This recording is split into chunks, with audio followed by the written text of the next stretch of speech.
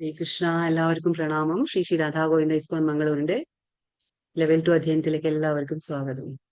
ഓം അജ്ഞാനതിമിരാന്ധസ്യ ജ്ഞാനാഞ്ജനശലാകയാ ചക്ഷുരുന്മിലിതം യേന തസ്മൈ ശ്രീ ഗുരവേ നമഃ.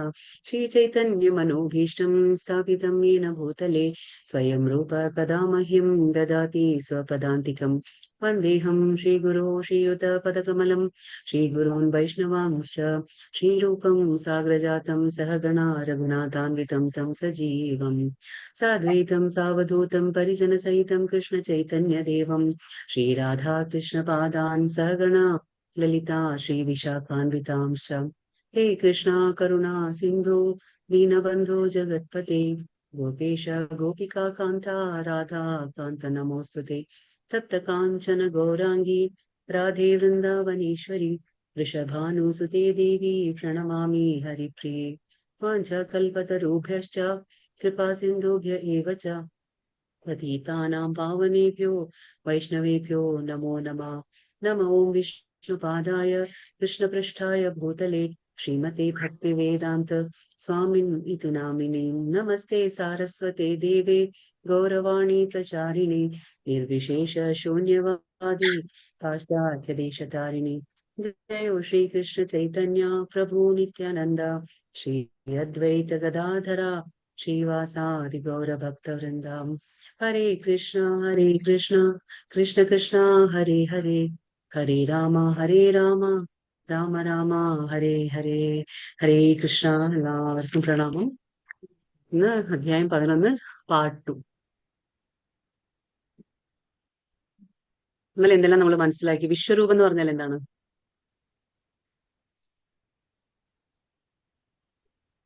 ഭഗവാന്റെ വിരാട് എല്ലാ രൂപങ്ങളെയും ഉൾക്കൊള്ളുന്ന ഭഗവാൻ. അതെ, ഭഗവാന്റെ ആ എല്ലാ രൂപം, സൂര്യൻ, ചന്ദ്രൻ, വരുണൻ, ഭഗവാൻ പറഞ്ഞില്ലേ, എല്ലാവരെയും ഉൾക്കൊള്ളുന്ന ആ രൂപമാണ് അതിദൈവ രൂപം അല്ലെ. അർജുനൻ ചോദിച്ചില്ല അതിദൈവം എന്താന്ന്. അപ്പൊ ആ രൂപമാണ് ഭഗവാന്റെ വിശ്വരൂപം കാണിച്ചു കൊടുക്കണം ഭഗവാൻ ഇതില്. അപ്പൊ ഇന്നലെ നമ്മൾ എത്ര 30 ശ്ലോകം അല്ലെ, 29 കഴിഞ്ഞു അല്ലെ, 29 30 എടുക്കണം അല്ലെ, 30ാമത്തെ ശ്ലോകം എടുക്കണം. ഇന്നലെ ശ്ലോകത്തിൽ നമ്മൾ ഒരു കാര്യം മനസ്സിലല്ലേ, എന്താണ് അപ്പൊ ആ ഭഗവാന്റെ ആ വിരാട രൂപം കണ്ടിട്ട് അർജുനൻ പേടിക്കുകയാണ് അല്ലെ. പേടിച്ചിട്ട് എന്താണ് സംഭവിക്കുന്നത്? അപ്പൊ ഭഗവാന്റെ ആ രൂപത്തിന് ഒരു മാറ്റം വരികയാണ്. എന്താ മാറ്റം വന്നേ? നദികളെല്ലാം ഈ സമുദ്രത്തിലേക്ക് ഒഴുകുന്നത് പോലെ അതേപോലെ എല്ലാവരും എന്താണ് ഭഗവാന്റെ ആ ഭീകരമായിട്ടുള്ള ആ വായ്പുള്ളിലേക്ക് അതിവേഗത്തിൽ എല്ലാവരും കടന്നു പോവുകയാണ്. ഒരു ഉദാഹരണം പറഞ്ഞത്, ഈയാമ്പാറ്റകൾ അതിവേഗത്തിൽ പറന്നെങ്ങനെയാണ് കത്തി എരിയുന്ന ആ തീയിൽ വീഴുന്നത്, അതുപോലെ എല്ലാവരും ഭഗവാന്റെ അതിഭീകരമായിട്ടുള്ള ആ വായ്പുള്ളിലേക്ക് അതിവേഗത്തിൽ കടന്നു പോകുന്നു. അപ്പൊ ഇത് ഭഗവാന്റെ ആ രൂപത്തിലൊരു മാറ്റം വരുന്നതാണ്. അടുത്ത ശ്ലോകം നോക്കാം നമുക്ക്. 30ാമത്തെ. ലേലി രസേഗ്ര സമാന സമന്താ ലോകാൻ സമഗ്രാൻ വദനേ ജലദ്ഭിഃ തേജോ വിരാപൂര്യ ജഗത് സമഗ്രം വാസസ്തവോഗ്ര പ്രതിപന്തി വിഷ്ണു. ഹേ വിഷ്ണു, ചുറ്റുപാടുമുള്ള ജനങ്ങളെ തീയാളുന്ന ആ വായ്കളാൽ അങ്ങ് വിഴുങ്ങുന്നത് ഞാൻ കാണുന്നു. അപ്പോ അർജുനൻ കാണാണ് ഭഗവാൻ ആ ഒരു ഭീകരമായ ആ വായുടെ ഉള്ളിലേക്ക് ഇങ്ങനെ എല്ലാവരും എടുക്കുകയാണ്, അങ്ങനെ എല്ലാം വിഴുങ്ങുന്നതാണ്. ആ സീനാണ് അർജുനൻ കണ്ടുകൊണ്ടിരിക്കുന്നത്. അപ്പൊ ഭഗവാന്റെ ആ വിഷ്ണു വിളിക്കുകയാണെങ്കിൽ വിഷ്ണു ചുറ്റുപാടുമുള്ള എല്ലാ ജനങ്ങളും എന്താണ് ഭഗവാന്റെ വായ്പുള്ളിലേക്ക് പോവാണ്. പക്ഷെ അവിടെ പാണ്ഡവർക്കൊന്നും സംഭവിക്കുന്നില്ല അവിടെ. പക്ഷെ പാണ്ഡവരുടെ സൈന്യത്തിന്റെ കൂടെ നിൽക്കുന്ന ആ സേനാനികളും ആ വളരെ വേണ്ടപ്പെട്ട ആൾക്കാരും സഹായിക്കുന്ന വേണ്ടപ്പെട്ട ആൾക്കാരൊക്കെ അവരും പോകുന്നു. അതേപോലെ ഈ കൗരവന്മാരുടെ സൈന്യത്തിലുള്ള ഭീഷ്മരും ദ്രോണരും കർണൻ ഉൾപ്പെടെ എല്ലാവരും തന്നെ ഭഗവാന്റെ വായ്ക്കുള്ളിലേക്ക് അതിവേഗത്തിൽ കടന്നു പോകുമെന്ന് പറയുന്നു. അപ്പൊ അങ്ങയുടെ തേജസ് കൊണ്ട് പ്രപഞ്ചത്തെ ആവരണം ചെയ്തുകൊണ്ട് ഉഗ്രവും ദഹിപ്പിക്കുന്നതുമായ ആ കിരണങ്ങളോടുകൂടി അവിടുന്ന് കാണപ്പെടുന്നു. അപ്പൊ ഭഗവാന്റെ ആ രൂപം എങ്ങനെയുണ്ടായിരുന്നു? ഉഗ്രമായ ആ എല്ലാ തേജസ്സൂർന്നതായിരുന്നു. തേജസ്സറ്റതും ഉഗ്രമായ ആ രൂപം കാണാണ് അർജുനൻ കാണാണ്. അപ്പൊ ആ കിരണങ്ങളോടുകൂടി ആ എല്ലാത്തിനെയും ദഹിപ്പിക്കുന്നതുമായ ആ കിരണങ്ങളോട് കൂടിയിട്ടുള്ള അവിടുന്ന് ഞാൻ കാണുന്നു. അപ്പൊ ഭഗവാന്റെ എന്താ പറയാ ഭീകരമായിട്ടുള്ള സർവ്വവ്യാപിയായിട്ടുള്ള ആ വിശ്വരൂപം കാണുമ്പോൾ അർജുനന് പേടി തോന്നാണ്. കാരണം എന്താന്ന് വെച്ചാൽ എല്ലാം കാണുമ്പോൾ എല്ലാതും സംഹരിക്കപ്പെടുന്നത് പോലെ അർജുനൻ അത് മനസ്സിലാക്കാണ് അർജുനൻ. അപ്പൊ അവിടെ കാണുന്നു അർജുനൻ ഇതൊക്കെ കണ്ടുകൊണ്ടിരിക്കുകയാണ്. അടുത്തത് 31ാമത്തെ ശ്ലോകം. അഖ്യാഹി മേകോ ഭവാനുഗ്രരൂപോ നമോസ്തു തേ ദേവവര പ്രസീദ വിജ്ഞാതുമിച്ഛാമി ഭവന്തമാദ്യം നഹി പ്രജാനാമി തവ പ്രവൃത്തിം. ദേവാദിദേവ ഉഗ്രമൂർത്തെ, അങ്ങ് ആരാണെന്ന് പറഞ്ഞു തരൂ. അപ്പൊ അർജുനന് പേടി വരികയാണ്. കാരണം അർജുനൻ അതുവരെ ഉണ്ടായിരുന്ന ബന്ധം എന്തായിരുന്നു? സുഹൃത്ത് ബന്ധമായിരുന്നു. പക്ഷേ പിന്നീട് ഉപദേശങ്ങൾ ആവശ്യപ്പെട്ട് ഭഗവാൻ എന്താണ് ഗുരുവായിട്ട് കാണുകയാണ്. ഗുരുവായിട്ട് കണ്ടുകൊണ്ടിരിക്കുമ്പോഴാണ് ഭഗവാൻ ഉപദേശം കൊടുക്കുന്നത്. പക്ഷെ അർജുനന് വിഭൂതികളെല്ലാം മനസ്സിലാക്കി കഴിഞ്ഞപ്പോൾ ഒരു ആഗ്രഹം തോന്നി, ഭഗവാൻ എങ്ങനെയാണ് ഈ പ്രപഞ്ചത്തിൽ എങ്ങും നിറഞ്ഞു നിൽക്കുന്നത്, എനിക്കിത് കാണണമെന്ന് തോന്നി. ആ കാണണം തോന്നിയപ്പോൾ ചോദിച്ചു അല്ലെ, ആവശ്യപ്പെട്ടു, ആ വിശ്വരൂപം ഒന്ന് കാണാൻ ആഗ്രഹമുണ്ടെന്ന് ആവശ്യപ്പെട്ടു. പക്ഷെ അത് അർജുനന് കാണാൻ വേണ്ടിയിട്ടായിരുന്നില്ല, അത് മറ്റുള്ള ജനങ്ങൾക്കും കൂടി ഒരു ബോധ്യപ്പെടുത്തി കൊടുക്കാനാണ്. അതായത് ഭഗവാന്റെ വാക്കുകൾ അതിനെ സ്ഥിരീകരിക്കാനും പിന്നെന്താണ് മറ്റുള്ള ആൾക്കാർ ഭാവിയിൽ വന്ന് അതായത് ഞാൻ അവതാര പുരുഷൻ എന്ന് അവകാശപ്പെടാതിരിക്കാനായിട്ടുള്ള ഒരു മാനദണ്ഡമായി കാണിച്ചു കൊടുക്കാനാണ് അർജുനൻ ഇത് ആവശ്യപ്പെടുന്നത്. ഏതൊരു ഭക്തനും ഭഗവാന്റെ ഈ രൂപത്തിൽ ആകർഷണം തോന്നില്ല. ഭഗവാന്റെ ഈ രൂപത്തിൽ ഒരു ഭക്തനും എന്താ പറയാ പേടിയാണ് തോന്നുന്നത്. പക്ഷെ ഭക്തൻ എപ്പോഴും ആഗ്രഹിക്കുന്ന ഒരു രൂപം ഭഗവാന്റെ ഇരു കൈകളോട് കൂടിയിട്ടുള്ള ആ ശ്യാമസുന്ദര രൂപമാണ്. അപ്പൊ ഇത് കാണിക്കാൻ ചോദിച്ചത് അർജുനൻ തന്നെയാണ്. അപ്പൊ ഇപ്പൊ എല്ലാം കാണിച്ചു കൊടുത്തപ്പോ അർജുനന് പേടി വരികയാണ്. അപ്പൊ പറയാണ് ഉഗ്രമൂർത്തെ. അപ്പൊ ആ ഉഗ്രമായിട്ടുള്ള ആ രൂപം, ഭീകരമായിട്ടുള്ള ആ രൂപം കണ്ടിട്ട് പറയണം, അങ്ങ് ആരാണെന്ന് പറഞ്ഞു തരൂ, ഞാൻ പ്രണമിക്കുന്നു, എന്നിൽ കനിയണമേ, ആദിപുരുഷനായ അങ്ങയെ എനിക്ക് അറിയണം. അപ്പോ ആദിപുരുഷന്, കാരണം ആദിപുരുഷൻ എന്ന് പറഞ്ഞാൽ എല്ലാത്തിനും, അപ്പോ എന്താ പറയാ, സൃഷ്ടിക്ക് മുന്നേയും ഭഗവാൻ ഉണ്ടായിരുന്നു, സൃഷ്ടി നടക്കുമ്പോഴും ഭഗവാനുണ്ട്, സൃഷ്ടി സംഹരിക്കപ്പെടുമ്പോഴും ഭഗവാൻ ഉണ്ട്. അപ്പൊ എന്താണ്, ഭഗവാൻ മാത്രമേ ഉള്ളൂ. അപ്പൊ ആദിപുരുഷനാണ് ഭഗവാൻ. അപ്പൊ അങ്ങയെ എനിക്ക് അറിയണം, ഇനിയും എനിക്ക് കൂടുതൽ മനസ്സിലാകണം, ആരാണ് അങ്ങ്, അപ്പൊ അങ്ങയുടെ ദൗത്യം എന്താണ്, എന്താണ് അങ്ങയുടെ ആ ഉദ്ദേശം എനിക്ക് മനസ്സിലാകണം എന്ന് അതിപ്പോ ഒന്നും അറിയുന്നില്ല അർജുനന്. അപ്പൊ അത് ചോദിക്കുകയാണ് ഭഗവാനാണ്. അപ്പൊ ഭഗവാൻ പറയാണ്, ശ്രീ ഭഗവാനുവാച കാലോസ്മി ലോകക്ഷയകൃത് പ്രവൃദ്ധോ ലോകാൻ സമാർത്തുമിഹ പ്രവൃത്തഃ ഋതേപി ത്വാം ന ഭവിഷ്യന്തി സർവേ ഏവ സ്ഥിതാ പ്രത്യനികേഷു യോധാഃ. പരമദിവ്യോത്തമ പുരുഷൻ പറഞ്ഞു, സമസ്ത ലോകങ്ങളെയും സംഹരിക്കുന്ന കാലമാകുന്നു. അപ്പൊ 10ാമത്തെ അധ്യായത്തിൽ നമുക്ക് മനസ്സിലായി ഭഗവാൻ എന്ത് പറഞ്ഞു, മൃത്യു സർവ ഹരശ്ചാഹം, ഞാൻ എല്ലാത്തിനെയും നശിപ്പിക്കുന്ന സംഹരിക്കുന്ന മൃത്യുവാകുന്നു. അപ്പൊ അതേ തന്നെ ഇവിടെ ഭഗവാൻ വീണ്ടും പറയാണ്, ഞാൻ കാലമാകുന്നു. കാലോസ്മി ലോക ക്ഷയകൃത്, അതാണ് കാലോസ്മി ലോക ക്ഷയകൃത് എന്ന് പറഞ്ഞാല് ഞാൻ എല്ലാത്തിനെയും സമസ്ത ലോകങ്ങളെയും, സമസ്ത ലോകം എന്ന് പറഞ്ഞാൽ 3 ലോകങ്ങൾ നമ്മൾ പറയില്ലേ, ഭൂമിയായാലും ഉപരിലോകങ്ങളായാലും അധമ ലോകങ്ങളായാലും എല്ലാ സമസ്ത ലോകങ്ങളെയും സംഹരിക്കുന്ന ഞാൻ കാലമാകുന്നു. ഈ കാണുന്ന ജനങ്ങളെയെല്ലാം ഞാൻ നശിപ്പിക്കുവാനാണ് ഇവിടെ സന്നിഹിതനായിരിക്കുന്നത്. അർജുനൻ ചോദിച്ചില്ലേ, എന്തുകൊണ്ടാണ്, ഭഗവാന്റെ ഉദ്ദേശ്യം എന്താണ്, ഭഗവാന്റെ ദൗത്യം എന്താ, എനിക്ക് മനസ്സിലാകുന്നില്ല എന്ന് പറഞ്ഞു. അപ്പൊ ഭഗവാൻ പറഞ്ഞു, ഞാൻ കാലമാകുന്നു, എല്ലാരെയും സംഹരിക്കുന്ന കാലമാകുന്നു. അപ്പൊ ഞാൻ ഇവിടെ എന്തുകൊണ്ടാണ് വന്നിട്ടുള്ളത്, ഭഗവാൻ പറയുന്നത് എല്ലാത്തിനെയും നശിപ്പിക്കാനാണ്, എല്ലാ ജനങ്ങളെയെല്ലാം നശിപ്പിക്കുവാനാണ് ഞാൻ ഇവിടെ സന്നിഹിതനായിരിക്കുന്നത്. നിങ്ങൾ പാണ്ഡവരൊഴികെ, ഭഗവാൻ പറയുന്നു, പാണ്ഡവരൊഴികെ 2 കക്ഷിയിലും പെട്ട യോദ്ധാക്കളേവരും കൊല്ലപ്പെടും. അപ്പൊ എന്താണ്, അത് കൗരവർ മാത്രമല്ല, പാണ്ഡവരുടെ സൈഡിലുള്ള പാണ്ഡവരുടെ പക്ഷത്തുള്ള സേനാനികൾ ഉൾപ്പെടെ എല്ലാവരും കൊല്ലപ്പെടും. പക്ഷെ പാണ്ഡവർ ഒഴികെ, അത് പറയുന്നു. അപ്പം നേരത്തെ തന്നെ പാണ്ഡവർക്ക് ജയമാണ് എന്നുള്ളത് നമുക്ക് മനസ്സിലാക്കി, അത് ഭഗവാൻ മനസ്സിലാക്കി കൊടുക്കാണ്, കാണിച്ചു കൊടുക്കാണ്. എന്തുകൊണ്ടാണ് പാണ്ഡവർക്ക് ജയം എന്ന് പറഞ്ഞാല്, പാണ്ഡവർ ഏത് വഴിയിലാണ് സഞ്ചരിക്കുന്നത്, അവര് ധർമ്മത്തിന്റെ പാതയിലാണ്. അപ്പൊ ധർമ്മത്തിന്റെ വഴിയിൽ സഞ്ചരിക്കുമ്പോൾ അവിടെ ആരുണ്ടായിരിക്കും, അവിടെ ശ്രീകൃഷ്ണ ഭഗവാൻ ഉണ്ടായിരിക്കും. കാരണം ശ്രീകൃഷ്ണ ഭഗവാൻ എന്താണ്, ധർമ്മസ്യ പ്രഭു അച്യുതഃ. നമ്മൾ വിഷ്ണു സഹസ്രനാമത്തിൽ കേട്ടിട്ടുണ്ട് അല്ലെ, ധർമ്മസ്യ പ്രഭു അച്യുതഃ. അപ്പൊ ധർമ്മത്തിന്റെ പ്രഭു ആരാണ്, അച്യുത, അത് ശ്രീകൃഷ്ണ ഭഗവാനാണ്. അതുകൊണ്ടാണ് പാണ്ഡവരുടെ കൂടെ ഭഗവാൻ ഉണ്ട്. അപ്പൊ ധർമ്മം എവിടെയാണോ അവിടെ മാത്രമേ ജയം ഉണ്ടായിരിക്കുള്ളൂ. അപ്പൊ പാണ്ഡവന്മാര് ധർമ്മം വിട്ട് കളിക്കില്ല. അതുകൊണ്ട് പാണ്ഡവരുടെ കൂടെ എപ്പോഴും ഭഗവാൻ ഉണ്ടായിരിക്കും. അപ്പൊ പാണ്ഡവരൊഴികെ ബാക്കി എല്ലാവരെയും നശിപ്പിക്കാൻ ഭഗവാൻ അവിടെ സന്നിഹിതനായിരിക്കുന്നു. ഭഗവാൻ എന്താകുന്നു, കാലമാകുന്നു. അതാണ് ഭഗവാൻ പറഞ്ഞു കൊടുക്കുന്ന അർജുനനോട്. തസ്മാത്വം ഉത്തിഷ്ഠ യശോ ലഭസ്വ ജിത്വാ ശത്രുൻ ഭുങ്ക്ത്വ രാജ്യം സമൃദ്ധം മയൈവൈതേ നിഹതാ പൂർവമേവ നിമിത്തമാത്രം ഭവ സവ്യസാചിൻ. അപ്പൊ ഇവിടെ ഒരു പുതിയ ശബ്ദം ഉപയോഗിക്കുന്നു ഭഗവാൻ. എന്താണ്, അർജുനനെ സവ്യസാചിൻ. അപ്പൊ ഭഗവാൻ അർജുനനെ ഒരുപാട് പേരിലാണ് വിളിക്കുന്നത് അല്ലെ. അപ്പൊ ഇവിടെ സവ്യസാചിൻ എന്ന് വിളിക്കുന്നു. അപ്പൊ ഇത് അർജുനന്റെ പേരാണ്. സവ്യസാചിൻ എന്ന് പറഞ്ഞാൽ അർജുനൻ. അപ്പൊ അതിനാൽ എഴുന്നേൽക്കൂ, ഭഗവാൻ പറയാണ്. അതുകൊണ്ട് നീ പേടിക്കേണ്ട, നീ പാണ്ഡവരൊഴികെ ബാക്കി എല്ലാവരെയും ഞാൻ ഇവിടെ കൊല്ലാൻ തന്നെ, നശിപ്പിക്കാൻ തന്നെ ഞാൻ സന്നിഹിതനായിരിക്കുന്നു, ഞാൻ കാലമാണ്. അപ്പൊ അതുകൊണ്ട് നീ എഴുന്നേൽക്കൂ, പൊരുതി യശസ് നേടാൻ തയ്യാറാകൂ. അപ്പൊ നീ നിമിത്ത മാത്രം ഭവ സവ്യസാച്ചിൻ, അതായത് ഭഗവാന്റെ ഒരു തീരുമാനമുണ്ട്. ഓൾറെഡി ഭഗവാൻ തീരുമാനിച്ചു കഴിഞ്ഞു എന്താണ് ഇങ്ങനെയാണ് സംഭവിക്കുന്നത് എന്നെല്ലാം.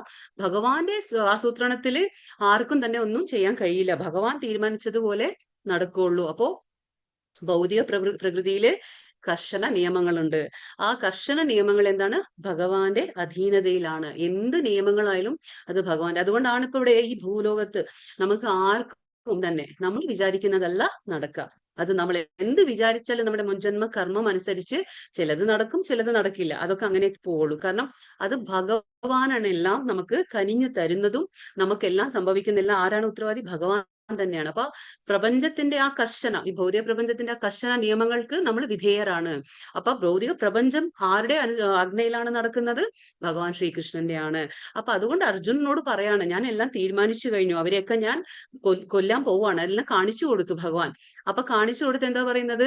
അപ്പൊ നീ ജസ്റ്റ് ആ ഒരു എന്റെ പ്ലാനിൽ നീ ഒരു എന്താ പറയാ ഉപകരണം മാത്രമേ ആകുന്നുള്ളൂ, ഇൻസ്ട്രുമെന്റ് എന്ന് പറയില്ലേ. അപ്പോ ആ ആസൂത്രണത്തിൽ നീ ഒരു ഉപകരണം മാത്രമാണ്. അതുകൊണ്ട് എന്ത് ചെയ്യണം?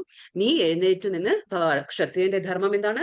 യുദ്ധം ചെയ്യുക. അപ്പൊ പൊരുതി യശസ് നേടാൻ തയ്യാറാകൂ, ശത്രുക്കളെ ജയിച്ചിട്ട് സമൃദ്ധമായ രാജ്യം ഭരിക്കൂ. ഞാൻ അവരെ മുമ്പ് തന്നെ കൊന്നു കഴിഞ്ഞു. ഇപ്പൊ അർജുനൻ പറഞ്ഞില്ലേ, ഇവരെയൊക്കെ ഞാൻ കൊല്ലില്ല എന്ന് പറയാൻ ഒരു മിനിറ്റ്. ഇവരെയൊക്കെ കൊല്ലില്ല എന്ന് പറഞ്ഞ അർജുനൻ എന്ത് പറഞ്ഞു? 5 റീസൺ കൊടുത്തു അല്ലെ. ഞാൻ ഇവരെയൊന്നും കൊല്ലില്ല എന്ന് പറഞ്ഞിട്ട് എന്തൊക്കെയായിരുന്നു 5 കാര്യങ്ങൾ പറഞ്ഞേ? ആദ്യത്തെ എന്തായിരുന്നു? മൃദുല സുഹൃദയത്വം, നമുക്ക് എല്ലാവർക്കും അറിയാം. രണ്ടാമത്തെ എന്തായിരുന്നു? എല്ലാരും മറന്നുപോയോ? സെക്കൻഡ് ലെവൽ ആകുമ്പോഴത്തേക്കും ഫസ്റ്റ് ലെവലത്തെ എല്ലാ കാര്യങ്ങളും മറന്നു. പാപം പാപം മൂന്നാമത്തെ. മാത്രമേ കിട്ടൂ. പാപം പറഞ്ഞു.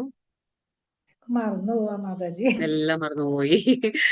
എന്തൊക്കെയാ പറഞ്ഞു അർജുനൻ? യുദ്ധം ചെയ്യാതിരിക്കാൻ മൃദുല ഹൃദയത്വം, കുടുംബ പാരമ്പര്യം പറഞ്ഞു, പാപം പറഞ്ഞു, തീരുമാനം എടുക്കുന്ന ഭൗതിക സുഖാനുഭവങ്ങൾ. ഇതൊക്കെ അത് മറക്കരുത്. 5 കാര്യം. അപ്പൊ അതിലൊരു കാര്യമായിരുന്നു പാപം അല്ലെ. അർജുനൻ പറഞ്ഞത് എന്താണ്? പാപം. അപ്പൊ പറഞ്ഞില്ലേ എന്തുകൊണ്ട് പാപം? ഞാൻ ഇവരെയൊക്കെ കൊന്നാൽ, അവരൊക്കെ അക്രമികളായിരിക്കാം, പക്ഷെ എങ്കിലും ഞാൻ അവരെ കൊന്ന എന്താണ്? എനിക്ക് പാപമേൽക്കും. പാപമാണ് ഫലം എന്ന് പറഞ്ഞു. അപ്പൊ അതുകൊണ്ട് ഇവിടെ അർജുനന് പറഞ്ഞു കൊടുക്കാണ് ഭഗവാൻ. അതായത് നീ കൊന്നു എന്നുള്ള ആ ഒരു കർത്തൃത്വ ബോധം അത് നിനക്ക് ആവശ്യമില്ല. നമ്മൾ ഉടമസ്ഥാവകാശ ബോധം നമുക്ക് വേണ്ട. നീ അവരെ കൊന്നു, ഞാൻ ദ്രോണരെ കൊന്നു, അല്ലെങ്കിൽ ഞാൻ എന്താ പറയാ ഭീഷ്മരെ കൊന്നു എന്നൊന്നും നീ ചിന്തിക്കേണ്ട. കാരണം ഇവരെയൊക്കെ ഞാൻ മുമ്പ് തന്നെ കൊന്നു കഴിഞ്ഞു. അപ്പൊ എല്ലാം കാണിച്ചു കൊടുത്തതാണ് വിശ്വരൂപത്തിൽ ഭഗവാൻ. അപ്പൊ ഇപ്പൊ അർജുനോട് പറയും, ഇനിയിപ്പോ എഴുന്നേറ്റ് നിന്റെ കടമ എന്താണ്? യുദ്ധം ചെയ്യുക. ക്ഷത്രിയൻ എന്ന പോലെ ഒരു യുദ്ധം ചെയ്യുക. അപ്പൊ നിമിത്തം മാത്രമായിട്ട് എന്റെ ഒരു ഉപകരണം മാത്രം, എന്റെ ആ ആസൂത്രണത്തിൽ ഒരു ഉപകരണമായിട്ട് നീ അപ്പൊ യുദ്ധം ചെയ്യുക എന്ന് അർജുനോട് പറഞ്ഞു കൊടുക്കും. അപ്പൊ സവ്യസാച്ചിൻ എന്ന് പറഞ്ഞാൽ അർത്ഥം എന്താണ്? അതായത് ഇപ്പൊ നമുക്കൊക്കെ എങ്ങനെയാന്ന് വെച്ചാൽ വലത് കൈകൊണ്ട് നമ്മൾ എന്തും ചെയ്യുന്ന പോലെ നമുക്ക് ഇടത് കൈ കൊണ്ട് പറ്റില്ല. അപ്പൊ നമ്മൾ എഴുതാം, വലത് കൈ കൊണ്ട് എഴുതും, പക്ഷെ ഇടത് കൈ കൊണ്ട് നമുക്ക് എഴുതാൻ പറ്റില്ല. അപ്പൊ 2 കൈകൾ കൊണ്ടും എന്താ പറയാ ഒരേപോലെ, ആ 2 കൈയിലും ഒരേപോലെ കഴിവുള്ള ആളാണ്. അതായത് ഇപ്പോ അർജുനന് ഇടത് കൈ കൊണ്ടും അമ്പെയ്യാൻ പറ്റും, വലത് കൈ കൊണ്ടും അമ്പെയ്യാൻ പറ്റും. അപ്പോ 2 കൈ കൊണ്ടും ഒരേപോലെ അമ്പെയ്യാൻ കഴിവുള്ള ആളായിരുന്നു അർജുനൻ. അതുകൊണ്ടാണ് സവ്യസാച്ചി എന്ന് പറയുന്നത്. അപ്പൊ അർജുനനെ പല പല പേരുകളിലും ഭഗവാൻ വിളിച്ചിരുന്നല്ലേ. എന്തൊക്കെ പേരിലാണ് ഭഗവാൻ വിളിച്ച അർജുനനെ? ഒരുപാട് പേരിൽ വിളിച്ചു.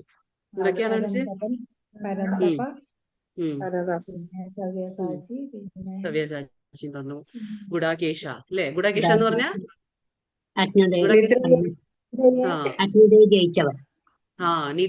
നിദ്രയെ, പിന്നെ അജ്ഞാനം എന്ന അജ്ഞാനത്തെ ജയിച്ചവൻ അല്ലെ. പിന്നെ ഗുഡാകേശ എന്ന് പറഞ്ഞു. പിന്നെ പരന്തപ, ശത്രുഞ്ജയ എന്ന് വിളിക്കില്ലേ. പിന്നെ മയാനഘ, മയാനഘ എന്ന് പറഞ്ഞാൽ പാപരഹിതനായിട്ടുള്ള അർജുന എന്ന് വിളിക്കും. അങ്ങനെ കുന്തിപുത്ര, കൗന്തേയ, ഭരതശ്രേഷ്ഠ എന്തെല്ലാം വിളിക്കും അല്ലെ. അപ്പൊ ഇവിടെ സവ്യസാച്ചിൻ എന്ന് വിളിക്കുന്നു. അതായത് 2 കൈ കൊണ്ടും ഒരേപോലെ അമ്പെയ്യാൻ കഴിവുള്ള ആളാണ് അർജുനൻ. അതുകൊണ്ടാണ് സവ്യസാച്ചിൻ വിളിക്കുന്നത്. അപ്പൊ ഭഗവാന്റെ പരിപാടി അനുസരിച്ച് ഈ പ്രപഞ്ചമൊട്ടാകെ നീങ്ങിക്കൊണ്ടിരിക്കുന്നു. കൃഷ്ണാവബോധം തികഞ്ഞ ഭഗവത് സേവ നിരതനാകുന്ന ആളാണ് പൂർണ്ണ മനുഷ്യൻ. അപ്പൊ ഒരു പൂർണ്ണ മനുഷ്യൻ എന്ന് പറയുമ്പോൾ നമ്മൾ എന്താണ്? നമ്മൾ എന്താ പറയാ വൈകാതെ തന്നെ നമ്മൾ കൃഷ്ണാവബോധം തികഞ്ഞ് നമ്മളൊരു ഭഗവത് സേവനത്തിൽ ഏർപ്പെടണം. എങ്കിലേ നമ്മളെ പൂർണ്ണത നമുക്ക് കൈവരിക്കാൻ പറ്റുള്ളൂ. അതാണ് ഇവിടെ ഭഗവാൻ പറയുന്നത്. ഭഗവാന്റെ പ്ലാൻ അനുസരിച്ച്, ഭഗവാൻ എന്താണോ ഉദ്ദേശിച്ചത് അതനുസരിച്ചേ ഈ പ്രപഞ്ചം നീങ്ങുള്ളൂ. കാരണം നമുക്കറിയാം ഭഗവാനാണ് എല്ലാത്തിന്റെയും ഉറവിടം. അപ്പൊ ഭഗവാന്റെ ഇച്ഛയിലല്ലാതെ നമ്മൾ പറഞ്ഞില്ലേ, തൃണമപ്പി ന ചലതി, ഭഗവാന്റെ ഇച്ഛയില്ലാതെ ഒരു പുൽക്കൊടിക്ക് പോലും അനങ്ങാൻ സാധിക്കില്ല. അപ്പൊ അങ്ങനെയാണ് എല്ലാം ഭഗവാന്റെ ഇച്ഛയിലാണ് നടക്കുന്നത്. ഒരാൾക്ക് ഒരു മിനിറ്റിന്റെ ആയുസ് പോലും നീട്ടിക്കിട്ടില്ല, അല്ലാതെ ആയുസ് കഴിഞ്ഞല്ലാതെ ഒരാൾക്ക് മരിക്കാനും പറ്റില്ല. അപ്പൊ എല്ലാം ഭഗവാന്റെ ഇച്ഛയിലാണ് നടക്കുന്നത്. പക്ഷെ നമുക്ക് ഒരു പൂർണ്ണത വേണമെങ്കിൽ നമ്മൾ എന്ത് ചെയ്യണം? നമ്മൾ കൃഷ്ണാവബോധത്തിൽ ഭഗവത് സേവനത്തിൽ ഏർപ്പെടണം. എങ്കിലേ നമുക്ക് ആ പൂർണ്ണത കൈവരിക്കാൻ കഴിയുള്ളൂ. അപ്പൊ 34-ാമത്തെ ശ്ലോകം. ദ്രോണം ച ഭീഷ്മം ച ജയദ്രഥം ച കർണം തഥാന്യാപി യോധവീരാൻ മയാ ഹത്വാം ജഹിമാവ്യതിഷ്ഠ യുദ്ധസ്യ ജേതാസി രണേ സപത്നാൻ. ഇവിടെ എന്താ പറയുന്നത്? ഭീഷ്മർ, ദ്രോണൻ, ജയദ്രഥൻ, കർണൻ എന്നിവരും മറ്റു മഹാരഥന്മാരും ഇപ്പോൾ തന്നെ എന്നാൽ കൊല്ലപ്പെട്ടു കഴിഞ്ഞു. അവരെല്ലാം എന്താണ്? ഭഗവാൻ കാണിച്ചു കൊടുക്കാണ്. ഇവരൊക്കെ നേരത്തെ തന്നെ എന്നാൽ ഭഗവാൻ മാത്രമാണ് ഇപ്പൊ യുദ്ധം ചെയ്യുന്ന പോലെയാണ്. അവിടെ എല്ലാവരെയും ഭഗവാൻ കൊന്നു കഴിഞ്ഞു എന്ന് കാണിച്ചു കൊടുക്കാണ്. അവരെ കൊല്ലുന്നതിൽ നിനക്ക് ദുഃഖം വേണ്ട, ഇനി നീ വിചാരിക്കേണ്ട ഞാൻ പാപം ഏൽക്കാണ്, എനിക്ക് പാപം കിട്ടും, ഇവരെയൊക്കെ കൊന്നു കഴിഞ്ഞാൽ എനിക്ക് പാപമാണ് ഫലം എന്ന് നീ ചിന്തിക്കേണ്ട, നിനക്ക് ദുഃഖം വേണ്ട, നീ പൊരുതുക മാത്രം ചെയ്താൽ മതി, ശത്രുക്കൾ തോറ്റുപോകും. അപ്പൊ എന്താണ് പറയുന്നത്? ശത്രുക്കൾ തോറ്റുപോകും. അതാണ് ഭഗവാൻ പറഞ്ഞത്. കാരണം എന്താണ്? അവര് അധർമ്മത്തിന്റെ സൈഡിലാണ് നിൽക്കുന്നത്. അപ്പൊ ഈ ഭീഷ്മരായിക്കോട്ടെ, ദ്രോണരായിക്കോട്ടെ, ഇവരൊക്കെ കർണൻ, ഇവരൊക്കെ എന്താണ്? ഭീഷ്മരൊക്കെ ഇച്ഛാമരണിയാണ് അല്ലെ? ആർക്കും കൊല്ലാൻ കഴിയില്ല ഭീഷ്മരെ, പക്ഷെ ഭഗവാന് മാത്രമേ അത് കഴിയുള്ളൂ. പക്ഷെ അവരുടെ ഒരു തെറ്റെന്ന എന്താണ്? അവര് അധർമ്മത്തിന്റെ വഴിയില് നിന്നുകൊടുത്തു. അതായത് ദുര്യോധനന്റെ സൈഡിലാണ് അവര് നിൽക്കുന്നത്. അതുകൊണ്ട് അവർക്കും തന്നെ നാശം സംഭവിക്കുകയാണ് ഇവിടെ എന്ന് ഭഗവാൻ കാണിച്ചു കൊടുക്കുകയാണ്. അപ്പൊ ധർമ്മത്തിന്റെ പാതയിൽ സഞ്ചരിക്കുന്നവർക്ക് മാത്രമാണ് ജയം ഉണ്ടാകുന്നത്.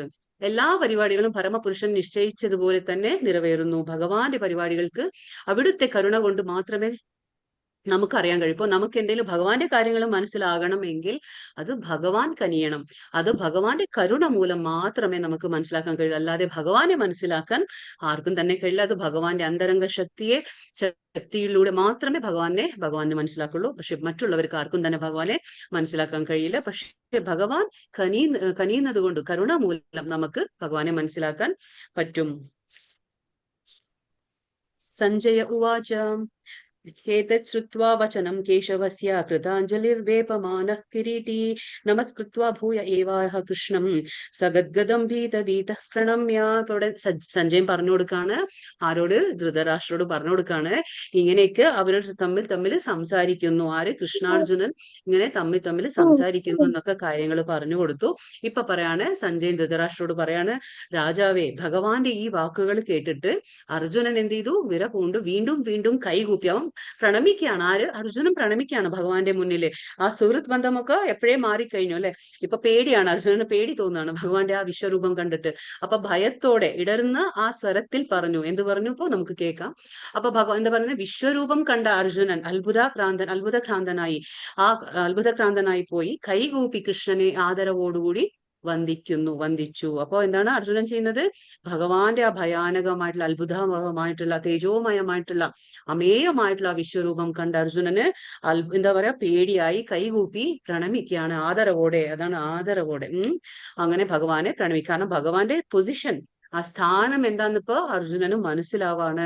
വെറും ഒരു സുഹൃത്തായി അവർ രണ്ടുപേരും എത്ര ലാഘവത്തോടെ അർജുനൻ എന്തെല്ലാം കാര്യങ്ങൾ ഭഗവാനോട് പറഞ്ഞു. പക്ഷെ ഇപ്പൊ അങ്ങനെയല്ല. ഭഗവാന്റെ ഒറിജിനാലിറ്റി കാണിച്ചു കൊടുക്കുകയാണ്, ഭഗവാന്റെ അസ്തിത്വത്തെ കാണിച്ചു കൊടുക്കുകയാണ്, ആരാണ് ഭഗവാൻ എന്ന്. അത് കാണുമ്പോൾ അർജുനന് പേടിയാവാണ്. ആദരവോടെ കൈകൂപ്പി നിൽക്കുകയാണ്. ഇപ്പോ അർജുന ഉവാച സ്ഥാനേ ഋഷികേശ തവ പ്രകീർത്തിയ ജഗത്പ്രഹൃഷ്യതി അനുരജ്യത്തെ രക്ഷാംസി ഭീതാനി ദിശോ ദ്രവന്തി സർവേ നമസ്യന്തി ച സിദ്ധസംഗ.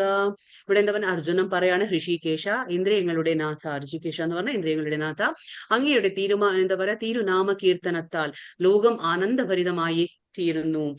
അങ്ങയിൽ അനുരക്തമാവുന്നു. സിദ്ധി നേടിയവർ അങ്ങയെ പ്രണമിക്കുന്നുവെങ്കിലും അസുരഗണങ്ങൾ ഭയപ്പെട്ട് അങ്ങും ഇങ്ങും പായുകയാണ്. ഇത് ഉചിതം തന്നെ. അപ്പൊ ഇവിടെ എന്താ അർജുനൻ പറയാണ്? അതായത് ദേവന്മാരും സിദ്ധി എന്ന് പറഞ്ഞ സിദ്ധികൾ, ഓരോ സിദ്ധികളുണ്ട്, മിസ്റ്റിക് പവേഴ്സ് എന്ന് നമ്മൾ പറയും. ഈ യോഗികളൊക്കെ നേടുന്നതാണ് ആ ശക്തികളാണ് മിസ്റ്റിക് പവേഴ്സ് എന്ന് പറയും. അപ്പൊ സിദ്ധികളാണ്, പല സിദ്ധിയുണ്ട്, അനിമ, ഗരിമ, അങ്ങനെയുള്ള പല സിദ്ധികളുണ്ട്. അപ്പൊ സിദ്ധി നേടിയവർ പോലും എന്താ ചെയ്യുന്നത്? ഭഗവാനെ പ്രണമിക്കുകയാണ് പേടികൊണ്ട്. ആ വിശ്വരൂപം നമ്മൾ പറഞ്ഞില്ലേ, ഇപ്പൊ അർജുനൻ മാത്രമല്ല ഇത് കണ്ടത്, പല ഗ്രഹങ്ങളിലുള്ള എല്ലാ ലോകത്തുള്ള ആൾക്കാരും ഇത് കാണാൻ ഭഗവാൻ എന്താ പറയുക അവസരം കൊടുത്തു. അതായത് അവർക്കും കൂടി ഇതെല്ലാം കാണുവാൻ അവസരം കൊടുത്തു. അപ്പൊ അവരൊക്കെ കൂടി ഇതൊക്കെ കാണുകയാണ്. അതുകൊണ്ട് അവരെന്താ ചെയ്യുന്നത്? അവര് പോലും പ്രണമിക്കുകയാണ് ഭഗവാനെ. അപ്പൊ ചിലവരെന്താണ് ഭഗവാൻ നമ്മൾ കേട്ടില്ല, നേരത്തെ ശ്ലോകത്തിൽ മനസ്സിലാക്കി, ചിലവർ 2 കൈകളും കൂപ്പിക്കൊണ്ട് എന്താണ് ചെയ്യുന്നത്? അവര് ഭഗവാനെ വാഴ്ത്തുകയാണ് അല്ലെ, ഭഗവാന്റെ സ്തുതികൾ ആലപിച്ചുകൊണ്ട് ഭഗവാന്റെ തിരുനാമ കീർത്തനങ്ങളാൽ ആനന്ദഭരിതരാകുന്നു ചിലര്. അപ്പൊ ചിലർക്ക് പേടിയാകുന്നു. അപ്പൊ ഓരോ രീതിയിലുള്ള ആ ഒരു വികാരഭരിതരായിട്ടാണ് അവർ കാണുന്നത് ഓരോരുത്തരും. പക്ഷെ അവിടെ അസുരഗണങ്ങൾ എന്ത് ചെയ്യുന്നു? ഭയപ്പെട്ട് അങ്ങും ഇങ്ങും പായുകയാണ്. ഇത് ഉചിതം തന്നെ. അപ്പൊ അസുരന്മാർക്ക് ഭഗവാന്റെ ഒരു കാര്യത്തിലും അവർക്ക് വിശ്വാസം ഉണ്ടായിരിക്കില്ല അല്ലെ, അവർക്ക് പക്ഷെ ഭഗവാനെ പേടി മാത്രമേ ഉണ്ടായിരിക്കുള്ളൂ. അപ്പൊ അസുരന്മാർ അങ്ങനെയാണ്. അപ്പൊ അവരെന്താണ് ചെയ്യുന്നത്? ഭഗവാന്റെ ഈ വിശ്വരൂപം കണ്ടിട്ട് അവർ അങ്ങും പായുകയാണ് എന്ന് അർജുനൻ പറയണേ. പരമപുരുഷൻ ചെയ്യുന്ന പ്രവർത്തനങ്ങളെ എല്ലാം ഏവർക്കും ഗുണകരമായിരിക്കുമെന്ന് ഒരു ഭക്തൻ അറിയാം. അപ്പൊ ഭഗവാൻ എന്ത് തന്നെ ചെയ്താലും ഭക്തൻ എന്താണ്? ഭക്തന് നല്ലതുപോലെ അറിയാം. അതായത് അതെല്ലാം ഭക്തന് ഒരു ഗുണം തന്നെ ചെയ്യുള്ളൂ. ഭഗവാൻ എന്ത് ചെയ്യുമ്പോഴും ഭക്തനത് എന്താ പറയാ ഗുണമായിട്ട് തന്നെ അത് പരിണമിക്കുള്ളൂ. അതാണ് പറയുന്നത്. കസ്മാച്ചത്തെ നമേരൻ മഹാത്മൻ ഗരീയസേ ബ്രഹ്മണോപാധ്യാദികർത്രേ അനന്തദേവേശ ജഗന്നിവാസ ത്വമക്ഷരം സദസത് തത്പരം യത്. ബ്രഹ്മാവിനേക്കാളും ശ്രേഷ്ഠനായ പുരുഷോത്തമ. അപ്പൊ എന്താണ്? എന്തുകൊണ്ട് ഇങ്ങനെ പറയുന്നു? ബ്രഹ്മാവിനേക്കാളും ശ്രേഷ്ഠനായ പുരുഷോത്തമ എന്ന്. ബ്രഹ്മാവാണ് ആദ്യ എന്താ പറയാ ജീവാത്മാവ് അല്ലെ, ആദ്യമായിട്ട് ആ എന്താ പറയാ സൃഷ്ടി, അതായത് സർഗ നടക്കുമ്പോൾ, അതായത് സർഗം എന്ന് പറഞ്ഞ സൃഷ്ടി. അപ്പൊ സൃഷ്ടി നടക്കുമ്പോൾ ആദ്യമായിട്ട് എന്താണ് ഉണ്ടായത്? ബ്രഹ്മാവാണ്. നമുക്കറിയാം ഗർഭോദകശായി വിഷ്ണുവിന്റെ ആ പുക്കിൽ നിന്നും വരുന്ന താമരത്തണ്ടിന്റെ മുകളിൽ ഇരിക്കുന്ന ബ്രഹ്മാവാണ് ആദ്യ സൃഷ്ടി. അപ്പോ ആദ്യത്തെ സൃഷ്ടകർത്താവ് ബ്രഹ്മാൻ തന്നെ. അപ്പൊ ബ്രഹ്മാവിൽ നിന്നാണ് മറ്റുള്ള സൃഷ്ടികളും സംഭവിക്കുന്നത്. അപ്പോ ബ്രഹ്മാവിനെ സൃഷ്ടിച്ചത് ആരാണ്? ഭഗവാനാണ്. അപ്പൊ ഭഗവാൻ എന്താണ്? അപ്പൊ ബ്രഹ്മാവിന്റെ സൃഷ്ടകർത്താവാണ്. അപ്പൊ അതുകൊണ്ടാണ് പറയുന്നത് ബ്രഹ്മാവിനേക്കാളും ശ്രേഷ്ഠനായ പുരുഷോത്തമ, അങ്ങാണല്ലോ ആദിമമായ സൃഷ്ടാവ്. അപ്പൊ ഫസ്റ്റ് സൃഷ്ടി എന്ന് പറയാം അതപ്പോ നമ്മൾ പറഞ്ഞില്ലേ, എല്ലാം സംഭവിക്കുന്നതിലും മുന്നേ ഭഗവാൻ ഉണ്ടായിരുന്നു. അപ്പൊ ഭഗവാനിൽ നിന്നാണ് ബ്രഹ്മാവിന്റെ സൃഷ്ടി പോലും നടക്കുന്നത്. എങ്കിലും എന്തുകൊണ്ട് അവർ ഭക്തി ആദരപൂർവം അങ്ങയെ പ്രണമിക്കുന്നില്ല? അപ്പോ അവര് പ്രണമിക്കുക തന്നെ ചെയ്യണം. ആര്? ദേവന്മാരാകട്ടെ, പല ഗ്രഹങ്ങളിലുള്ള എന്താ പറയുക ദേവന്മാരാകട്ടെ, ഋഷികളാകട്ടെ, ആരായാലും എന്താണ്, ഓരോ ഗ്രഹങ്ങളിലുള്ള ആൾക്കാർ എന്ത് ചെയ്യണം? ഭഗവാന് പ്രണമിക്കണം. എങ്ങനെ? ഭക്തി ആദരവോടെ. അതാണ് പറയുന്നത്. അപ്പൊ അർജുനന് നല്ലതുപോലെ ബോധ്യപ്പെട്ടു, എല്ലാവരും പ്രണമിക്കേണ്ടതാണ് ആരെ? ഭഗവാനെ. അതിരില്ലാത്തവനും ആരാണ്? ഭഗവാൻ ഒരു അതിരില്ല അല്ലെ. ഭഗവാന്റെ ആ ശക്തിക്കാവട്ടെ, ഭഗവാന്റെ ആ കഴിവിനാവട്ടെ, ഭഗവാന്റെ ആ സൃഷ്ടിയുടെ ആ ഒരു എന്താ പറയാ ആ കഴിവിന് ഭഗവാനൊരു അതിരില്ല. പ്രപഞ്ചത്തിന് ആശ്രയവുമായ ദേവാദിദേവ. അപ്പോ ബ്രഹ്മാവിന് പോലും ആശ്രയം എവിടെ നിന്നാണ്? ഗർഭോദകശായി വിഷ്ണു അല്ലെ. ബ്രഹ്മാവ് പോലും അറിയില്ല. ബ്രഹ്മാവിന്റെ സൃഷ്ടി എന്ന് പറഞ്ഞാല് ഗർഭോദകശായി വിഷ്ണുവാണ്. അപ്പോ അതാ പറയുന്നത് എല്ലാത്തിന്റെയും, പ്രപഞ്ചത്തിന്റെ എല്ലാത്തിന്റെയും ആശ്രയവുമാണ് ദേവ, അക്ഷയവും നാശരഹിതമായിട്ടുള്ള ദേവ, കാരണങ്ങൾക്ക് കാരണവും, എല്ലാ കാരണങ്ങൾക്കും മൂല കാരണമാരാണ്? ഭഗവാൻ തന്നെ.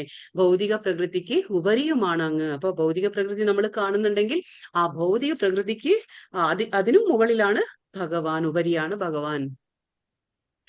त्वमादिदेव पुरुषः पुराण त्वमस्य विश्वस्य परं निधानं वेत्तासि वेद्यं च परं च धामं त्वया ततं विश्वमनन्तरूपा. ആദിദേവനും പുരാണ പുരുഷനും പ്രപഞ്ച സൃഷ്ടിക്ക് ആധാരവും അങ്ങ് തന്നെ. അറിയേണ്ടവനും അറിയുന്നവനും അങ്ങ് തന്നെയാണ്. അപ്പൊ അറിയേണ്ടത് എന്ന് പറഞ്ഞപ്പോ നമുക്ക് എന്തൊക്കെ വേദങ്ങൾ പഠിച്ചാലും നമ്മൾ പറഞ്ഞു എന്താണ് 15-ാം അധ്യായത്തിൽ വീണ്ടും വരുന്നുണ്ട്. അപ്പൊ വേദൈശ്ച സർവൈ അഹമേവ വേദ്യോ എന്ന് ഭഗവാൻ പറയുന്നത്. അതായത് എന്ത് വേദങ്ങൾ പഠിച്ചാലും വേദങ്ങളൊക്കെ ചൂണ്ടിക്കാണിക്കുന്നത് ശ്രീകൃഷ്ണ ഭഗവാനെ തന്നെ. അപ്പൊ നീ ഏതൊക്കെ വേദങ്ങൾ പഠിച്ചാലും ഭഗവാനെ മനസ്സിലാക്കിയില്ലെങ്കിൽ ആ വിദ്യ എല്ലാം വേസ്റ്റ് ആണ്. അപ്പോ എന്താണ് നമ്മൾ അറിയേണ്ടത്? ആരാണ്? ഭഗവാൻ തന്നെയാണ്. ഇനിയിപ്പോ അറിയുന്നവൻ, എല്ലാ കാര്യങ്ങളും അറിയുന്നവൻ ആരാണ്? ഭഗവാൻ തന്നെയാണ്.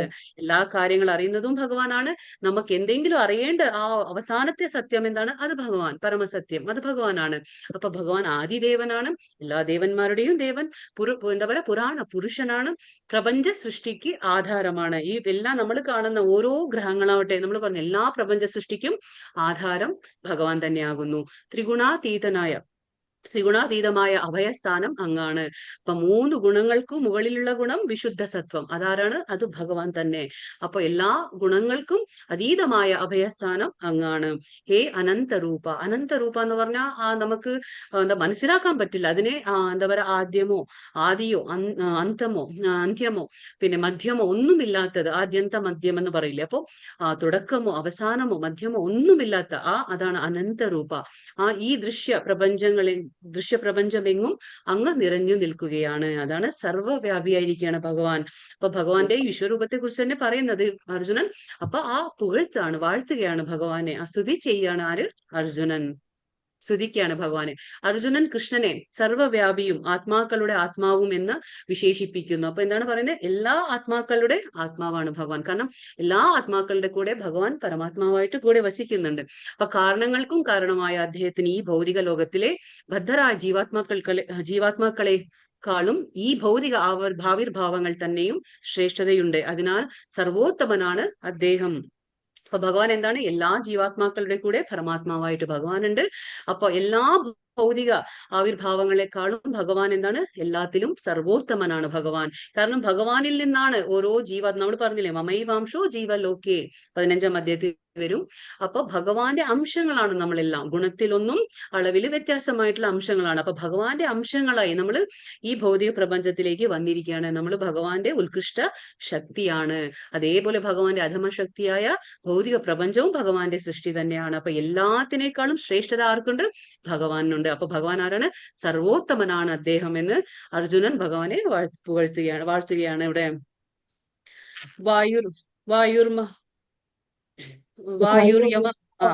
വായുർയമോഗ്നി വരുണ ശശാങ്ക പ്രജാപതിസ്ത്വം പ്രപിതാമഹശ്ച നമോ നമസ്തേസ്തു സഹസ്രകൃത്വാ പുനശ്ച ഭയോപി നമോ നമസ്തേ. അപ്പൊ ഇവിടെ അർജുനൻ പറയണേ, വായുവും പരമനിയന്താവും യമനും അഗ്നിയും. ഭഗവാൻ പറഞ്ഞില്ലേ, വിഭൂതികളിൽ പറയുമ്പോൾ ഭഗവാൻ പറയുന്നല്ലേ. അപ്പൊ ഞാൻ എന്താകുന്നു ഓരോന്നും പറഞ്ഞു. അപ്പൊ വായുവാകട്ടെ പരമനിയന്താവും യമനും അഗ്നിയും വരുണനും ചന്ദ്രനും. അതുകൊണ്ടല്ലേ എല്ലാം ഉൾക്കൊള്ളുന്ന ഒരു രൂപമാണ് ഇപ്പൊ ഭഗവാൻ കാണിച്ചു കൊടുത്തത്. അപ്പൊ പറയാം പ്രജാപതിയും പ്രപിതാമഹനും. പ്രപിതാമഹൻ എന്ന് പറഞ്ഞാൽ എന്താണ്? ബ്രഹ്മാവാണ് പിതാവ്. ഇപ്പൊ ആദ്യ പിതാവ്, ഇപ്പൊ നമ്മൾ ബ്രഹ്മാവ് എന്ന് പറയുമ്പോൾ ബ്രഹ്മാവിൽ നിന്നാണ് സെക്കൻഡറി ക്രിയേഷൻ എന്ന് നമ്മൾ പറയും. അതായത് രണ്ടാമത്തെ ദ്വിതീയമായിട്ടുള്ള സൃഷ്ടി എന്തൊക്കെ സംഭവിച്ചു, അതായത് വിസർഗ. സർഗ എന്ന് പറഞ്ഞാൽ ഭഗവാനിൽ നിന്ന് വന്നത്, വിസർഗ ബ്രഹ്മാവിൽ നിന്ന്.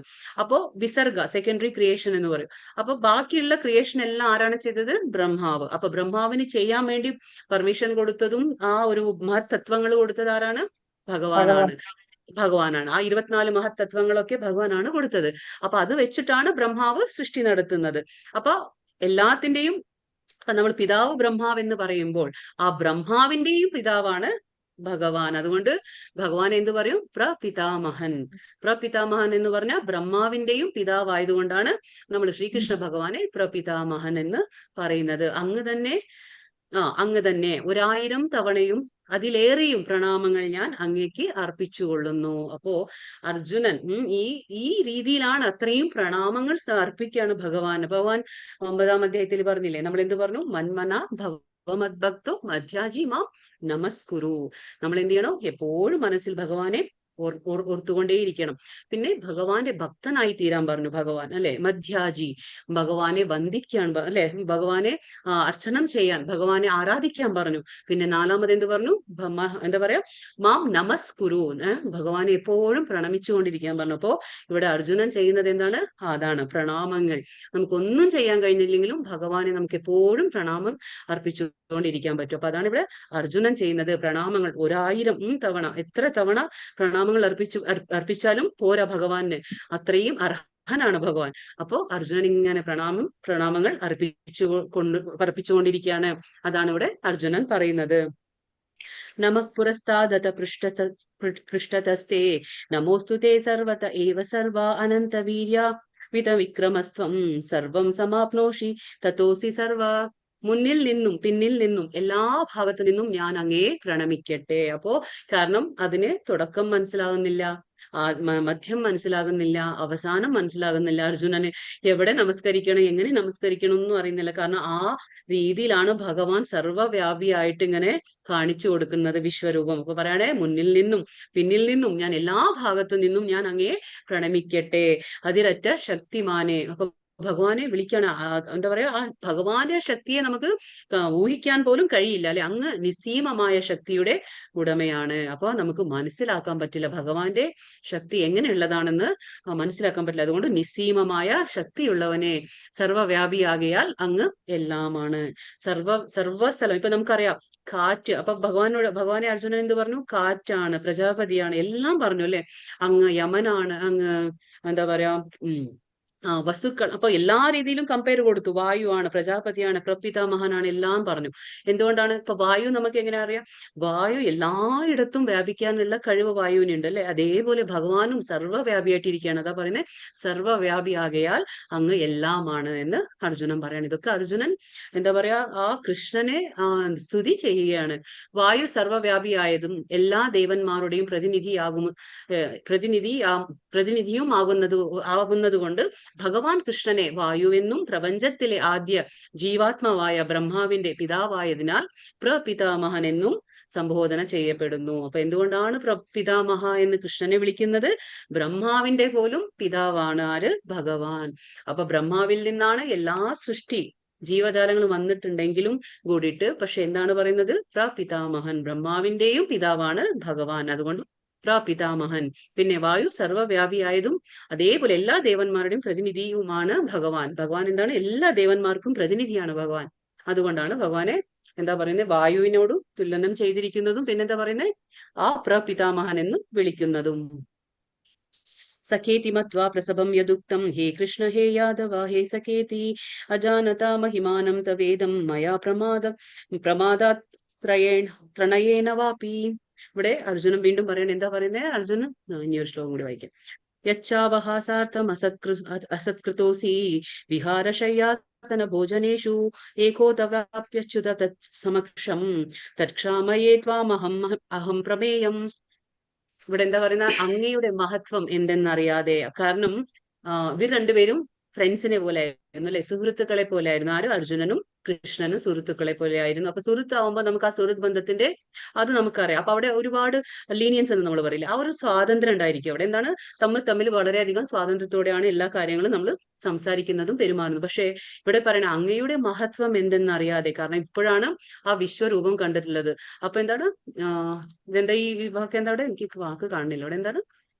ഹരേ കൃഷ്ണ. ഇവിടെ മഹത്വമെന്നറിയാതെ സുഹൃത്തെന്ന് മാത്രം കരുതി ഹേ കൃഷ്ണ തവ ആദി എന്നെല്ലാം ഞാൻ അങ്ങയെ സംക്രാന്തിയിലോ വിളിച്ചു പോകുന്നു.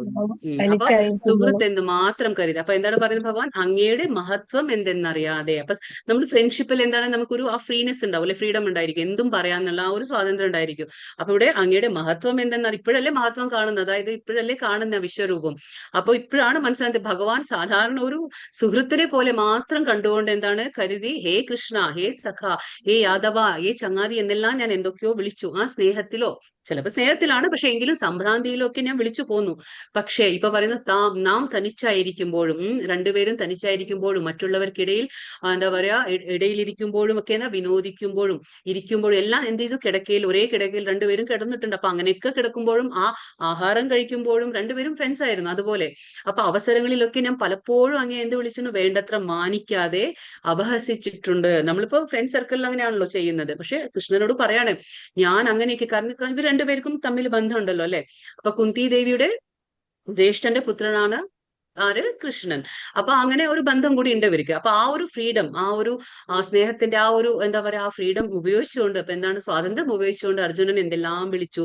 അപ്പൊ അതേപോലെ കൃഷ്ണനെ അപഹസിച്ചിട്ടുണ്ട്, വേണ്ടത്ര മാനിക്കാതെ എന്ന് പറയുന്നുണ്ട്. ഇപ്പൊ പേടി കൊണ്ടാണ്. കാരണം ആ വിശ്വരൂപം കണ്ടിട്ട് ആ ഭഗവാന്റെ മഹത്വം മനസ്സിലാക്കാണ് ആര്? അർജുനൻ. അപ്പൊ അതൊക്കെ പേടി വരാണ്. അപ്പൊ ഞാൻ ആവശ്യത്തില് എന്താ പറയാ ആ മനസ്സിലാക്കാണ്ട് ഞാൻ ഒരുപാട് കാര്യങ്ങൾ ചെയ്തു എന്നൊക്കെ പറയാണ്. എന്നിട്ട് എന്താ പറയണേ ഇവിടെ? ആഹാരം കഴിക്കുമ്പോൾ ഇതൊക്കെ ഞാൻ ചെയ്തിട്ടുണ്ട് എന്ന് പറഞ്ഞു. ഇപ്പൊ പറയണേ പലപ്പോഴും അവസരങ്ങളിലും പലപ്പോഴും അങ്ങയെ വേണ്ടത്ര മാനിക്കാതെ അപഹസിച്ചിട്ടുണ്ട്. അച്യുത, അങ്ങനെ പറ്റിപ്പോയ പിഴകൾക്കെല്ലാം അങ്ങയോട് ഞാനിതാ മാപ്പ് ചോദിക്കുന്നു. അപ്പൊ അർജുനൻ മാപ്പ് ചോദിക്കുകയാണ്. ആരോട്? ഭഗവാൻ ശ്രീകൃഷ്ണനോട് മാപ്പ് പറയാണ്. കാരണം ഇപ്പൊ പേടി വരികയാണ്. അതായത് അന്നൊക്കെ അങ്ങനെയൊക്കെ ഞാൻ ആ ഒരു സ്വാതന്ത്ര്യം ഉപയോഗിച്ചുകൊണ്ട് ഭഗവാൻ എന്തൊക്കെയോ വിളിച്ചു, എന്തൊക്കെയോ അപഹാസം ചെയ്തു, ഞാൻ എല്ലാം ചെയ്തു പോയി. പക്ഷെ ഇപ്പൊ എനിക്ക് ഭഗവാൻ ഈ രൂപം കണ്ടുകൊണ്ട് ആ മഹത്വം അറിയുമ്പോൾ ഭഗവാന്റെ പേടി വരികയാണ്. അപ്പൊ പറയാണ്, ആ പറ്റിപ്പോയ പിഴകൾക്കെല്ലാം, ആ തെറ്റുകൾക്കെല്ലാം അങ്ങയോട് ഞാൻ ഇതാ മാപ്പ് ചോദിക്കുന്നു എന്ന് പറയണം. വിശ്വരൂപം കണ്ടിട്ടും കൃഷ്ണനോടുള്ള ആ മൈത്രി ബന്ധം അർജുനൻ സ്മരിക്കുകയാണ്. അതായത് ഇപ്പൊ ബന്ധം മാറിപ്പോയി, പക്ഷെ ആ പഴയ ബന്ധം ഓർക്കാണ്. ആര്? അർജുനൻ ഓർക്കാണ്. ഞാൻ എങ്ങനെയൊക്കെ ചെയ്തു പോയി, എന്തൊക്കെ ചെയ്തു പോയി, എന്തൊക്കെ പറഞ്ഞു പോയി എന്നൊക്കെ ഇപ്പൊ അർജുനൻ ഓർക്കാണ്. കൃഷ്ണനോടുള്ള ബന്ധം സനാതനമാണ്. അപ്പൊ അർജുനന് കൃഷ്ണനുമായിട്ടുള്ള ആ ബന്ധം സനാതനമാണ്. അത് ഇറ്റേണൽ എന്ന് നമ്മൾ പറയില്ലേ, അത് എന്താ പറയാ, നശിക്കാൻ പറ്റാത്ത ഒന്നാണ് ഈ രണ്ടുപേരുടെയും ആ ബന്ധം, സുഹൃത്ത് ബന്ധം. കൃഷ്ണന് ഏറ്റവും പ്രിയപ്പെട്ടവനാണ് അർജുനൻ. പിതാസി ലോകസ്യ ചരാചരസ്യ ത്വമസ്യ പൂജശ്ച ഗുരുർഗരീയാൻ ന തത് സമോസ്ത്യഭ്യധിക കുതോന്യോ ലോകത്രയേപ്യ പ്രതിമ പ്രഭാവ. ചരാചരങ്ങൾ എല്ലാം ഉൾക്കൊള്ളുന്ന ഈ പ്രപഞ്ച സർഗത്തിന്റെ പിതാവാണ് അങ്ങ്. അപ്പൊ ചരാചരങ്ങൾ, അതായത് ചലിക്കുന്നതും ചലിക്കാത്തതുമായ എല്ലാത്തിന്റെയും ഈ പ്രപഞ്ച സർഗത്തിന്റെ, അതായത് പ്രപഞ്ച സൃഷ്ടിയുടെ പിതാവാണ് അങ്ങ്. ആ പ്രപഞ്ചത്തിന്റെ ആരാധ്യ പ്രമുഖനായ പരമോന്നത ആധ്യാത്മിക ഗുരുവും അങ്ങ് തന്നെ. അപ്പൊ നമ്മൾ കൃഷ്ണൻ എന്ത് പറയും? ജഗത് ഗുരു, അല്ലെ? ശ്രീകൃഷ്ണനെ നമ്മൾ ജഗത് ഗുരു എന്ന് പറയാറുണ്ട്. അപ്പൊ ആധ്യാത്മിക ഗുരുവും അങ്ങ് തന്നെയാണ്. അങ്ങേക്ക് സമാനാവാൻ കഴിവുള്ളവരായ മറ്റാരും തന്നെ ഇല്ല. അപ്പൊ നമുക്ക് എന്താ പറയാ, 10ാമത്തെ അധ്യായത്തിൽ നമ്മൾ വായിച്ചു അസമൂർധ്വ എന്നൊരു വാക്ക് ഉപയോഗിക്കുന്നുണ്ട് ഭഗവാനെ. എന്താണ് അസമൂർധ്വ എന്ന് പറഞ്ഞാല്? എന്താണ്? തുല്യനായി ആരുമില്ല, ഭഗവാന് തുല്യനായിട്ടും ശ്രേഷ്ഠനായിട്ട് ആരുമില്ല. അതാണ്, ഇതാണ് അസമൂർധ്വ എന്ന് പറയുമ്പോൾ ഭഗവാന് തുല്യനായിട്ടും ഭഗവാനിൽ നിന്ന് ശ്രേഷ്ഠനായിട്ട് നിൽക്കാൻ ആർക്കും കഴിയില്ല. അതുകൊണ്ടാണ് അസമൂർധ്വ എന്നുള്ള പറയുന്നത്. അപ്പൊ അതാണ് ഇവിടെ അർജുനൻ പറയുന്നത്. അങ്ങേക്ക് സമാനമായി നിൽക്കാനാകട്ടെ, പിന്നെ അങ്ങേക്കാൾ ശ്രേഷ്ഠനായിട്ട് നിൽക്കാനും മറ്റാരും തന്നെ ഇല്ല എന്ന് ഭഗവാനോട് പറയാണ്.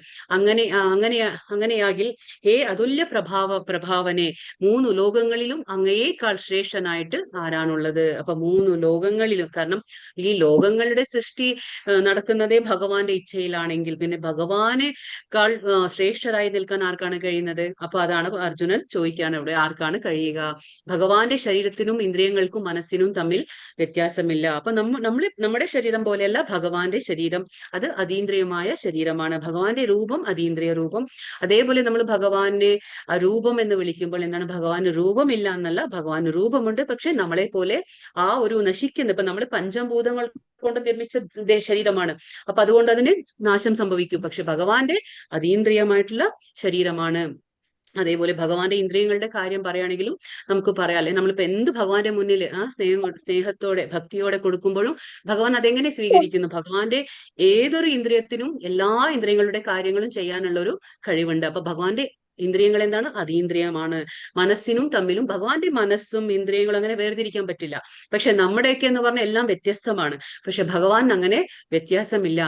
കൃഷ്ണന്റെ ആത്മാവ്, മനസ്സ്, ഹൃദയം എന്നിവയിൽ നിന്ന് ഭിന്നനാണെന്ന് അവിടുത്തെ നന്നായി അറിയാത്ത മൂഢന്മാർ മാത്രമേ പറയുള്ളൂ. അപ്പൊ ഭഗവാന് മനസ്സ് വേറെയാണ്, ഇന്ദ്രിയങ്ങൾ വേറെയാണ്, കൃഷ്ണൻ വേറെയാണ് എന്നൊക്കെ കരുതുന്ന ആൾക്കാർ എന്താണ്? മൂഢന്മാരാണ്, അതായത് വിഡ്ഢികളാണ്.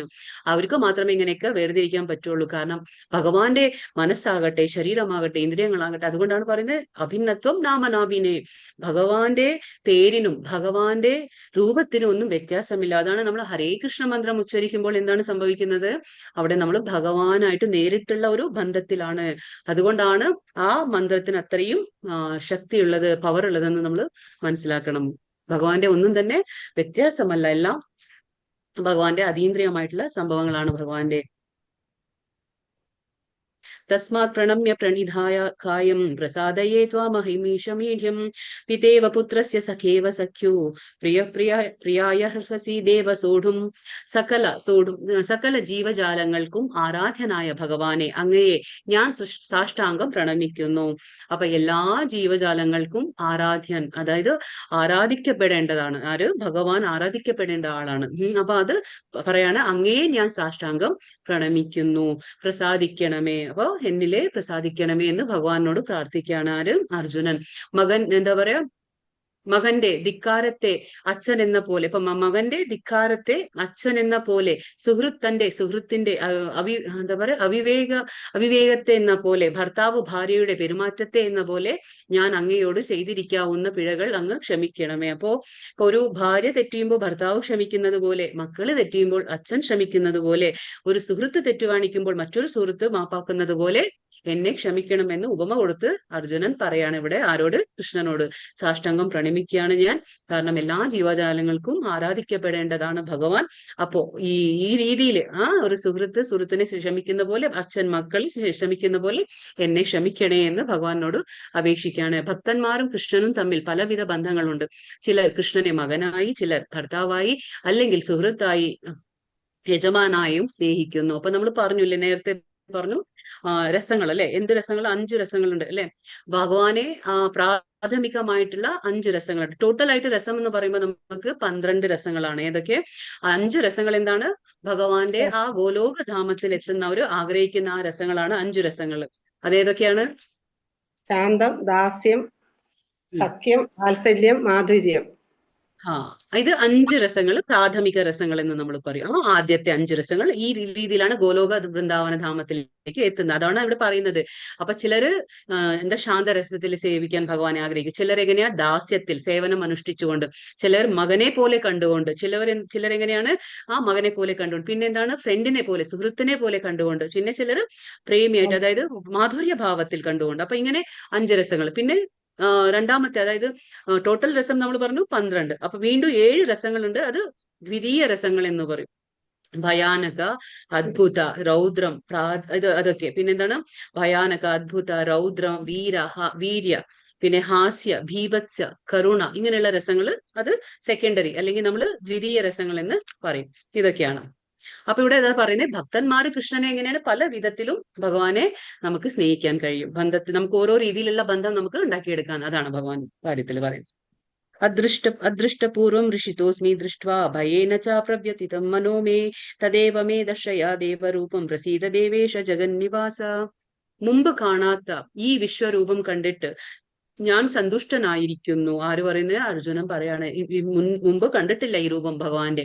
അത് ആവശ്യപ്പെട്ടുകൊണ്ട് ഭഗവാൻ കാണിച്ചു കൊടുക്കാണ്. ദിവ്യ ചക്ഷുസ് നൽകിക്കൊണ്ട് അർജുനന് നൽകി, എന്നിട്ട് കാണിച്ചു കൊടുക്കാണ്. അപ്പൊ അതേ സമയത്ത് തന്നെ എന്റെ മനസ്സ് ഭയാകുലവുമാണ്.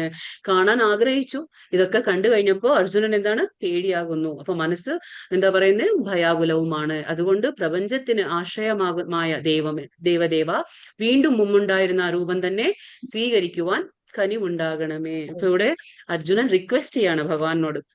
അപ്പൊ അഭ്യർത്ഥിക്കുകയാണ്. എന്താണ്? അപ്പൊ നമുക്ക് മനസ്സിലാക്കാം, അർജുനൻ അഭ്യർത്ഥിക്കുകയാണ്. ഭഗവാന്റെ വിശ്വരൂപം കാണണമെന്ന് ആഗ്രഹിച്ചു. അപ്പൊ ഭഗവാൻ അത് കാണിച്ചു കൊടുത്തപ്പോ ഇതെല്ലാം കണ്ടു കഴിഞ്ഞപ്പോ എല്ലാം ബോധ്യപ്പെട്ടു അർജുനന്. അപ്പൊ പക്ഷെ ഇപ്പൊ പറയാണ്, അപ്പോ എന്താ പറയാ, ആദ്യത്തെ മുമ്പുണ്ടായിരുന്ന ആ രൂപം സ്വീകരിക്കാൻ ഞാൻ എനിക്കത് കാണണം. വീണ്ടും ഭഗവാൻ എങ്ങനെ ആയിരുന്നു ആ രൂപത്തിൽ കാണാൻ ഞാൻ ആഗ്രഹിക്കുന്നു എന്ന് പറഞ്ഞ് അർജുനൻ ഭഗവാനോട് അപേക്ഷിക്കുകയാണ്. ഇപ്പോ അതാണ് അർജുനൻ ചോദിക്കുകയാണ് ഭഗവാനോട്. അർജുനന് കൃഷ്ണനിൽ ഉറ്റ മിത്രൻ എന്ന നിലയിൽ ദൃഢവിശ്വാസമുണ്ട്. അദ്ദേഹത്തിന്റെ ആശ്ചര്യകരമായ ഈ വിശ്വരൂപത്തെ കാണിക്കാൻ ഭഗവാൻ കഴിവുണ്ടെന്ന് മനസ്സിലാക്കിയ അർജുനൻ വളരെ സന്തുഷ്ടനായി. അപ്പൊ അർജുനൻ ചോദിച്ചു ഭഗവാനോട് കാണിക്കണം എന്ന് പറഞ്ഞു അല്ലെ. ആ ഉറ്റ മിത്രത്തിന്റെ ആ ഭാവന അല്ലെ, ആ ഭാവത്തിലാണ് ഭഗവാൻ. അതുകൊണ്ടാണ് ഭഗവാൻ മറ്റുള്ളവർക്ക് ഇത് ചോദിക്കാൻ പറ്റുമോ, മറ്റുള്ളവർക്ക് ആവശ്യപ്പെടാൻ പറ്റുമോ? പക്ഷെ അവർ രണ്ടുപേരുള്ള ആ തമ്മിലുള്ള ബന്ധം അങ്ങനെ ആയിരുന്നു. അർജുനൻ അതേപോലെ ഭഗവാന്റെ കാര്യത്തിൽ ദൃഢവിശ്വാസം ഉണ്ടായിരുന്നു. അപ്പൊ അങ്ങനെ ആ ഒരു വിശ്വരൂപം ആവശ്യപ്പെട്ടപ്പോൾ അർജുനനെ ആ ദിവ്യ ചക്ഷുസ് നൽകി ഭഗവാൻ എല്ലാം കാണിച്ചു കൊടുത്തു. മറ്റുള്ളവർക്കൊന്നും ഇത് സാധ്യമല്ല. അപ്പൊ ഭഗവാൻ അർജുനന് ഇത് കാണിച്ചു കൊടുത്തപ്പോ എന്താണ്? അർജുനന് വളരെ സന്തോഷവും ഉണ്ടായി, അതേസമയം വളരെയധികം പേടിയും തോന്നുകയാണ്. അപ്പൊ പേടി തോന്നിയിട്ട് ഇപ്പൊ എന്താ പറയുന്നത്? ഇപ്പൊ പണ്ടുണ്ടായിരുന്ന ആ രൂപം തന്നെ സ്വീകരിക്കാനായിട്ട് കനിവ് കാണിച്ചാലും എന്ന് അർജുനൻ കൃഷ്ണനോട് അപേക്ഷിക്കുകയാണ്. ഇപ്പോ കിരീട്ടിനം ഗതിനം ചക്രഹസ്തം ഇച്ഛാമി ത്വാം ദൃഷ്ടുമഹം തഥൈവ തേനൈവ രൂപേണ ചതുർഭുജേന സഹസ്രബാഹോ ഭവ വിശ്വമൂർത്തെ. ഹേ സഹസ്രബാഹുവായ വിശ്വരൂപ. സഹസ്രബാഹു എന്ന് പറഞ്ഞാൽ ഒരുപാട് കൈകൾ, നമ്മൾ പറഞ്ഞില്ലേ, ഒരുപാട് ആ വിശ്വരൂപത്തില് ഒരുപാട് ഉദരങ്ങളുണ്ട്, ഒരുപാട് മുഖങ്ങളുണ്ട്, ഒരുപാട് കൈകളുണ്ട്, എല്ലാ കൈകളിലും ആയുധങ്ങളുണ്ട്. അപ്പൊ സഹസ്രബാഹുവായ വിശ്വരൂപ, 4 കൈകളും ശിരസിൽ കിരീടവും കൈകളിൽ ശംഖ് ചക്ര ഗദാ പദ്മ അങ്ങനെയുള്ള അങ്ങയുടെ ആ രൂപം കാണാൻ ഞാൻ ആഗ്രഹിക്കുന്നു, ഭഗവാൻ അത് കാണിച്ചു തരണമേ. അപ്പൊ ഇപ്പോ ആ ചതുർഭുജാധാരിയായിട്ടുള്ള വിഷ്ണു രൂപം, ആ രൂപത്തെയാണ് ഇപ്പൊ അർജുനൻ ആദ്യം കാണിക്കാൻ ചോദിക്കുന്നത്. കാരണം 4 കൈകളിലും ഓരോ സംഭവം ഭഗവാൻ പിടിച്ചിരിക്കുന്നു, സാമഗ്രികൾ. എന്താണത്? ശംഖ് ചക്ര ഗദാ പദ്മ, ഇങ്ങനെ ഓരോ കൈകളിലും. അപ്പൊ ആ രൂപം എനിക്കൊന്ന് കാണിച്ചു തരണേ എന്ന് അർജുനൻ ചോദിക്കാണ്. ഭഗവാൻ 100,000 ശാശ്വത രൂപങ്ങളിൽ വാഴുന്നു. ഭഗവാന്റെ, നമ്മൾ പറയില്ലേ, ഭഗവാന്റെ രൂപ വിസ്തരണങ്ങൾ ആവട്ടെ, ഭഗവാന്റെ എല്ലാം അവതാരങ്ങളും നമുക്ക് എണ്ണമറ്റതാണ്. അപ്പൊ പറയാണ് രൂപങ്ങളിൽ വാഴുന്നു. അവയിൽ പ്രധാനമാണ് രാമൻ, നരസിംഹൻ. ഭഗവാന്റെ ഇമ്പോർട്ടന്റ് ആയിട്ടുള്ള അവതാരങ്ങൾ എന്ന് നമ്മൾ പറയുമ്പോൾ എന്താണ്? രാമന്റെ, ശ്രീരാമന്റെ, നരസിംഹന്റെ, നാരായണൻ എന്നിവയാണ് വളരെ ഇമ്പോർട്ടന്റ് ആയിട്ടുള്ള അവതാരങ്ങൾ. അപ്പൊ ഭഗവാൻ അവതാരിയാണ്, ഭഗവാനിൽ നിന്നാണ് എല്ലാ അവതാരങ്ങളും വരുന്നത്. അപ്പൊ എല്ലാ അവതാരങ്ങൾ, ശ്രീരാമനായാലും നരസിംഹനായാലും നാരായണനായാലും എല്ലാം ഭഗവാനിൽ നിന്ന് വന്നതാണ്. അപ്പൊ ഭഗവാന്റെ തൊട്ടടുത്തുള്ള അവതാരം നമുക്കറിയാനാണ് അത് ബലരാമൻ. നമുക്ക് മനസ്സിലാക്കി. അപ്പൊ ഇവയെല്ലാം ഉദ്ഭവിച്ചത് എന്താണ്? ആദി പുരുഷനായ കൃഷ്ണനിൽ നിന്നാണ്.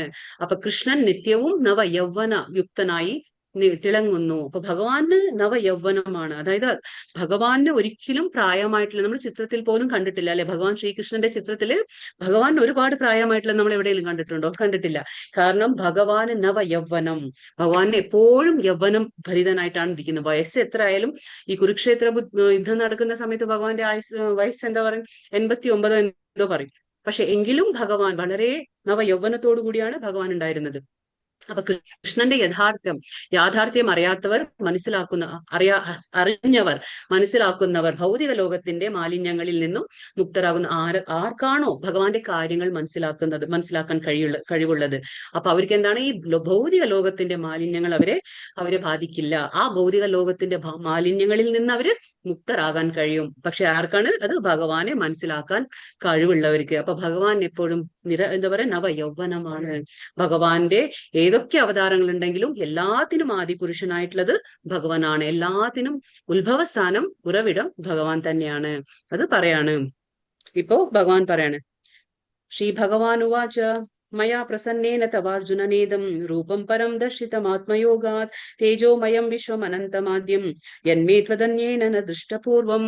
ശ്രീ ഭഗവാൻ പറയാണ്, ഭഗവാൻ പറഞ്ഞു, ഹേ അർജുന, നിന്നിൽ സന്തുഷ്ടനായ ഞാൻ അന്തരംഗ ശക്തിയിൽ ഭൗതിക പ്രപഞ്ചത്തിൽ അന്തർരഹിതമായ എന്റെ ഈ വിശ്വരൂപം കാട്ടിത്തന്നു. ഇനി ആദിമവും അവസാനവും ഇല്ലാത്തതും തേജോമയവുമായ ഇത് നീ ഒഴികെ ആരും മുമ്പ് കണ്ടിട്ടില്ല. അപ്പോ അർജുനനല്ലാതെ ഈ രൂപം ആരും കണ്ടിട്ടില്ല എന്ന് ഭഗവാൻ പറഞ്ഞു കൊടുക്കാണ്. അത് ഭഗവാൻ, നമ്മൾ പറഞ്ഞില്ലേ, ഭഗവാൻ എപ്പോഴും എന്താ പറയുന്നത്? ഭഗവാൻ അവതരിക്കുമ്പോൾ ആത്മമായയാ, ഭഗവാന്റെ അന്തരംഗ ശക്തിയിലൂടെയാണ് ഭഗവാൻ അവതരിക്കുന്നത്. അപ്പൊ ഇവിടെ പറയാം, നിന്നിൽ സന്തുഷ്ടനായതുകൊണ്ട്. ഭഗവാനോട് ചോദിച്ചു കഴിഞ്ഞാൽ എല്ലാവർക്കും കാണിച്ചു കൊടുക്കും, ഭഗവാൻ കാണിച്ചു കൊടുക്കില്ല. അത് അർജുനൻ അങ്ങനെ ഒരു ക്വാളിറ്റി, നമ്മൾ പറഞ്ഞില്ല, യോഗ്യത ഉണ്ട് അർജുനന്. ഭഗവാന്റെ വിശ്വരൂപം കാണാനുള്ള ഒരു യോഗ്യത ഉണ്ട്. അസൂയാലുവല്ല, ഭഗവാന്റെ സുഹൃത്താണ്, ഭക്തനാണ്, ശിഷ്യനാണ്. അങ്ങനെയൊക്കെ ഗുണങ്ങൾ അർജുനനിൽ ഉള്ളത് കൊണ്ട് മാത്രമാണ് ഭഗവാൻ കാണിച്ചു കൊടുത്തത്. അത് ഭഗവാന്റെ ആ ഇച്ഛയാണ്, ഭഗവാന്റെ കരുണ മൂലം. അല്ലാതെ ഭഗവാന്റെ എല്ലാ വിശ്വരൂപങ്ങളൊന്നും മറ്റുള്ളവർക്ക് കാണാൻ കഴിയില്ല. അപ്പൊ ഇവിടെ പറയുന്നത് എന്താണ്? ആരും തന്നെ മുമ്പ് കണ്ടിട്ടില്ല. ഈ തേജോമയമായ എന്റെ ആ രൂപം നീ ഒഴികെ ആരും തന്നെ മുമ്പ് കണ്ടിട്ടുണ്ടായിരുന്നില്ല എന്ന് ഭഗവാൻ പറഞ്ഞു കൊടുക്കുകയാണ്. അർജുനൻ വിശ്വരൂപം കാണണമെന്ന് അഭ്യർത്ഥിച്ചപ്പോൾ ഭഗവാൻ ഭക്തനോടുള്ള കരുണ മൂലം തേജോമയവും വിഭൂതി ബഹുലവുമായ ആ രൂപം വെളിപ്പെടുത്തി. അപ്പൊ ഭഗവാൻ കാണിച്ചു കൊടുക്കാൻ കാരണം എന്താണ്? ആ അർജുനൻ റിക്വസ്റ്റ് ചെയ്തു. കാണിക്കാൻ കാരണം എന്താണ്? ആദ്യം അഭ്യർത്ഥിച്ചു അല്ലെ, എനിക്ക് കാണണം എന്ന ആഗ്രഹമുണ്ട് എന്ന്. എങ്ങനെയാണ് ഭഗവാൻ ഈ സർവ്വവ്യാപിയായി ലോകത്തെങ്ങും ഭഗവാൻ ഇങ്ങനെ വ്യാപരിച്ചു നിൽക്കുന്നത് എങ്ങനെയാണ്? എനിക്ക് കാണണം എന്ന് അർജുനൻ ആഗ്രഹിച്ചു, അത് അഭ്യർത്ഥിച്ചു, ആ റിക്വസ്റ്റ് ചെയ്തു. അതുകൊണ്ടാണ് ഭഗവാൻ കാണിച്ചു കൊടുത്തത്, ആ രൂപം വെളിപ്പെടുത്തി. ശിഷ്യ പരമ്പരയിലുള്ള ഭഗവത് ഭക്തർക്കെല്ലാം കൃഷ്ണന്റെ കനിവ് കൊണ്ട് അർജുനന് കാട്ടിയ ആ വിശ്വരൂപം കാണാൻ കഴിഞ്ഞു. അപ്പൊ അവിടെ ആ ശിഷ്യ പരമ്പരയിലുള്ള ആ ഭക്തന്മാർക്കെല്ലാം കൃഷ്ണന്റെ എന്താണ്? കനിവ് കൊണ്ട് അർജുനന് കാട്ടിയ ആ വിശ്വരൂപം കാണാൻ കഴിഞ്ഞു എന്നാണ് ഇവിടെ പറയുന്നത്.